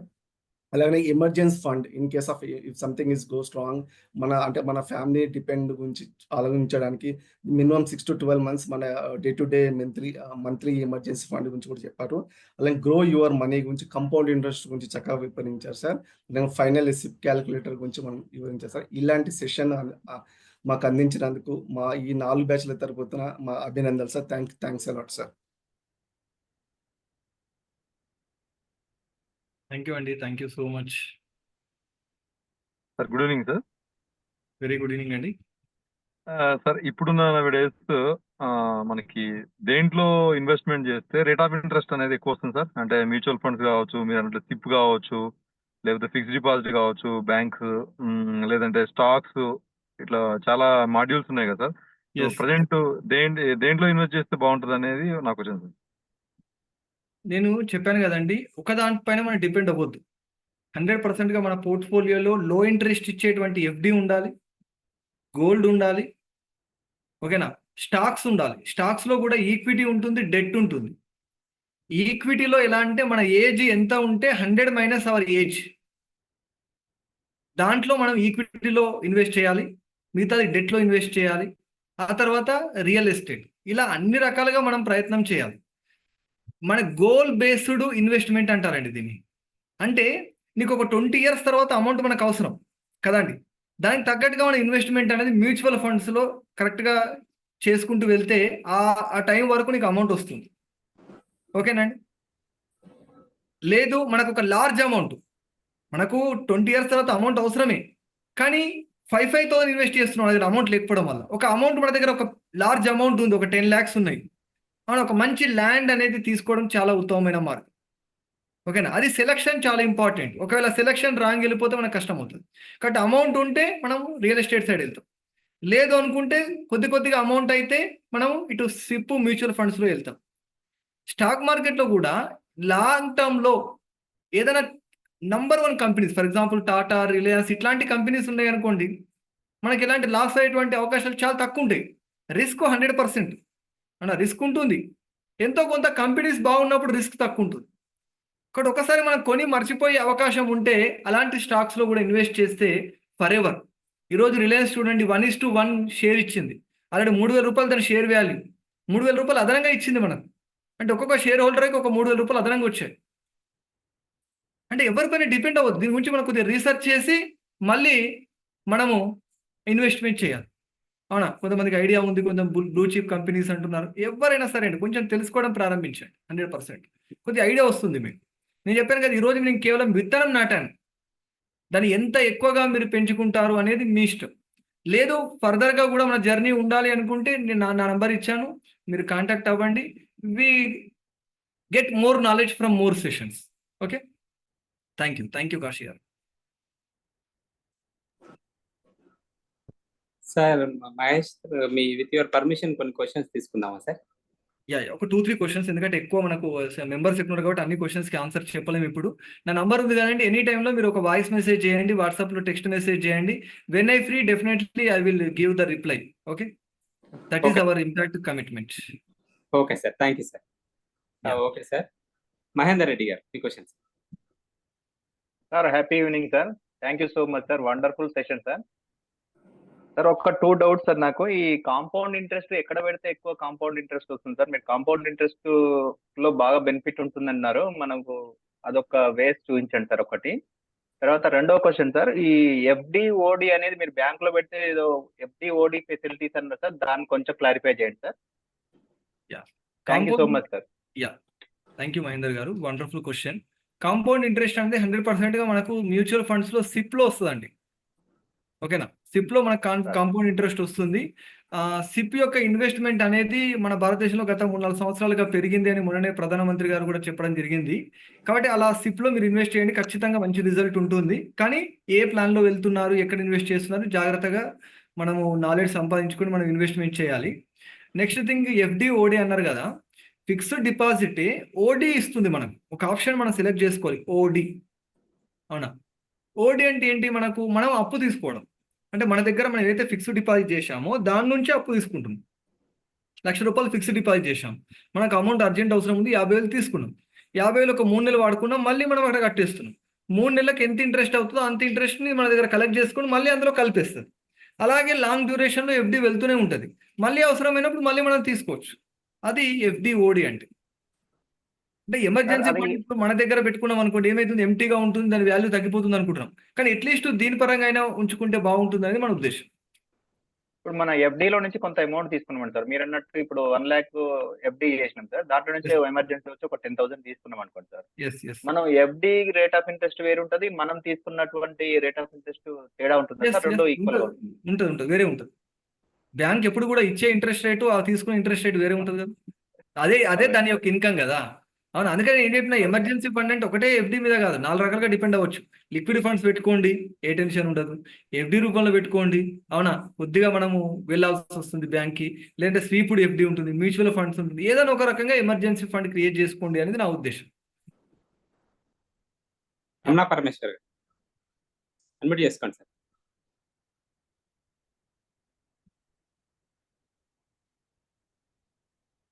పరమేశ్వర్ సార్ అడగండి సార్, అన్మ్యూట్ చేసుకోండి. థ్యాంక్ యూ అండి. చాట్లో చాలా మంది ఎక్సలెంట్ సెషన్ అంటున్నారు. Thank you for your blessings. అందరినీ రికగ్నైజ్ చేయలేకపోతున్నాము. Everyone thank you so much. Sir అడగండి సార్, బాబు గారు. మహేష్ కుమార్ గారు, ప్యాసివ్ ఇన్కమ్ అనేది చాలా ఒక వన్ క్లాస్ అండి. ఓకేనా, వీలైతే మీరు ఒకసారి నా యాప్లో కూడా చూడండి, యాప్లో కూడా అవైలబుల్గా ఉంటుంది ఒక class. Thank you Sanjay Nayak గారు. Thank you, Mahesh Garu, for pragmatic insights about money. And my query is about how we can choose a mutual fund. What is the broad criteria? The broad criteria is Nifty 50. Okay, index funds. ఓకేనండి, కాబట్టి ఒకే దానిపైన నేను ఏమని చెప్తున్నాను, ఒకరి ఆలోచన పైన, ఒకరి పరిష్కారం పైన మీరు ఎప్పుడు కూడా డిపెండ్ అవ్వద్దు. సలహా పైన మీరు రీసెర్చ్ చేయండి. మీరు టెక్నికల్గా దానికి కొన్ని పాయింట్స్, రూల్స్, థంబ్ రూల్స్ ఉంటాయి, మన దాన్ని బట్టి మీరు బేస్ చేసుకొని ఇన్వెస్ట్ చేయండి. కానీ 0% తక్కువ రిస్క్తో చేసేటువంటి ఇన్వెస్ట్మెంట్ మ్యూచువల్ ఫండ్స్ అంటే ఇండెక్స్ ఫండ్స్. ఇండెక్స్ ఫండ్స్ అంటే ఆల్రెడీ టాప్ 50 కంపెనీస్తోనే నిఫ్టీ ఉంటుంది, మనకి ఎన్ఎస్సి ఉంటుంది. ఆ కంపెనీస్లో ఇన్వెస్ట్ చేయడం అనేది చాలా రిస్క్ తక్కువగా ఉండేటువంటి అవకాశం ఉంటుంది.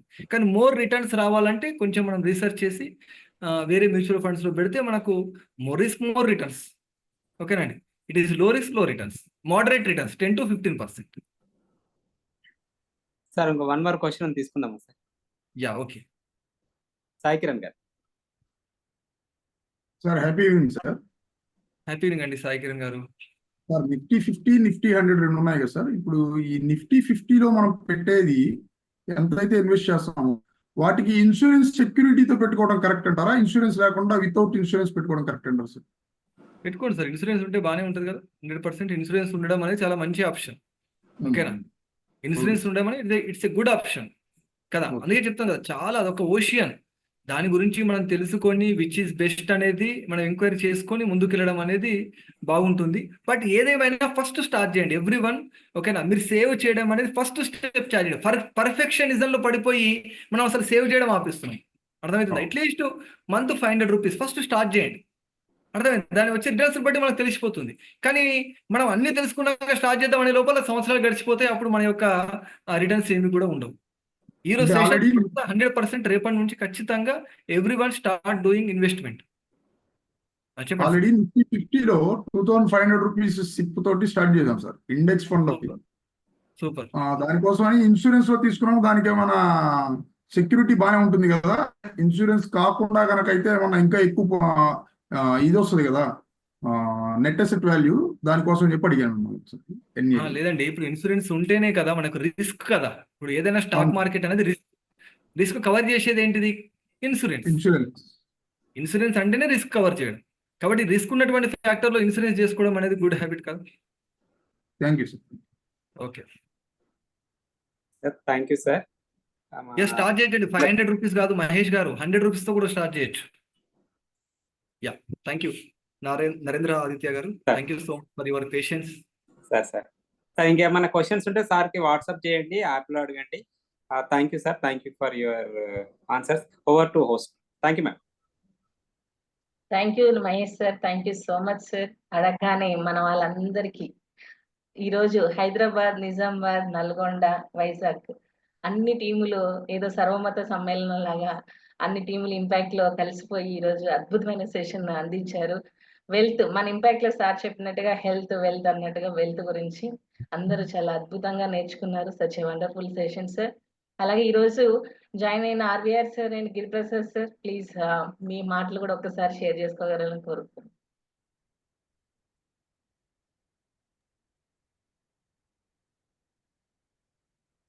RVR sir.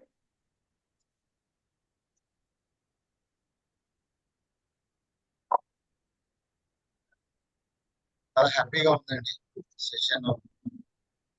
రోజు బ్యాచ్ తోటే ఉండేది, పార్టిసిపెంట్స్ తోటి నలుగురు బ్యాచెస్ తో చూసుకోవడం, దానికి మంత్రాలండి ఇలాంటి అద్భుతమైన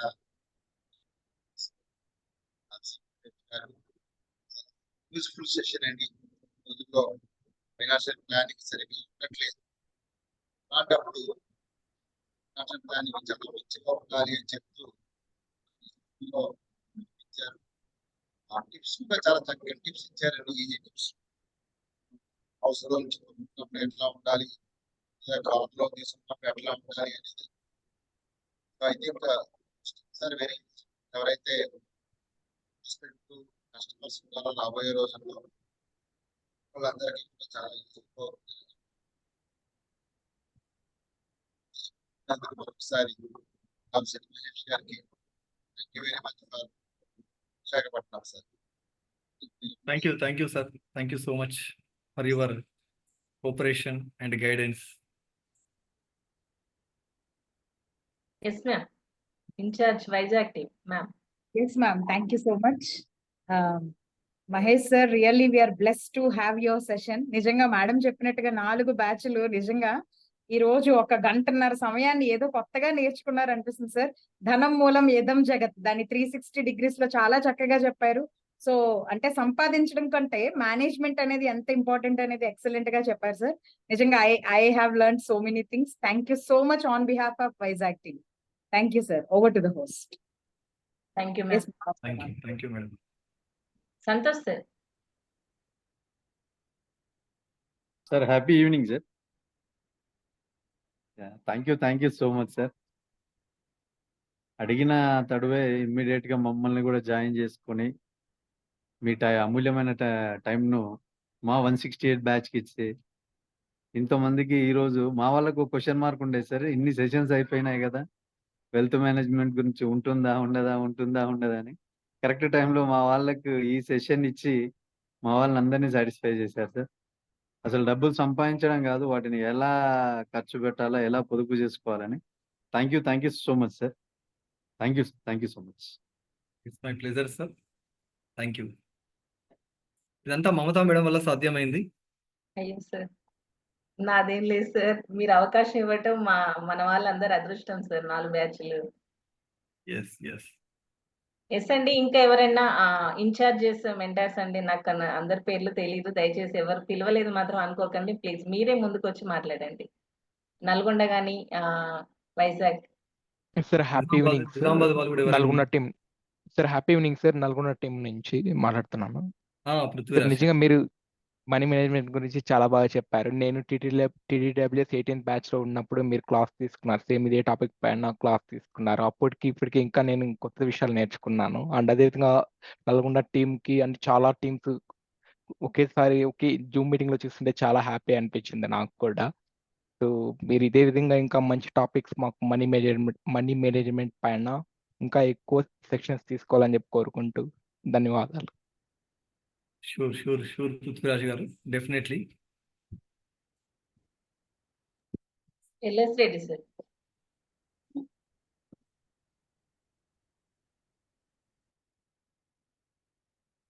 happy evening sir. Happy evening అండి. Happy evening to all.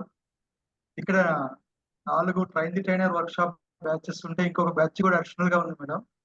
ఒకటి సార్ తోటి మేము ఒక 15 days నుంచి జర్నీ చేస్తున్నాము. Money mastery and wealth club ఆ యొక్క పార్టిసిపెంట్స్ కూడా ఉన్నారు. యాక్చువల్గా ఈరోజు మాకు సేమ్ టాపిక్ మీద సెషన్ ఉన్నది. మేము ఒక్కళ్ళమే కాకుండా మా యొక్క 200 members తో కలిసి యొక్క సెషన్ అయినటువంటి అద్భుతమైనటువంటి అవకాశం వచ్చింది. Thank you sir. Thank you so much sir. Thank you to all. Thank you sir. Okay అండి. ఎవరైనా ఇంట్రెస్ట్ ఉన్నటువంటి వాళ్ళు సార్తో జర్నీ చేయండి. ఈ యొక్క మనీ మేనేజ్మెంట్ మీద రెగ్యులర్ గా సారు కోర్సెస్ కండక్ట్ చేస్తుంటారు. వీక్ లో 5 days, అట్లాగే ఒక 90 days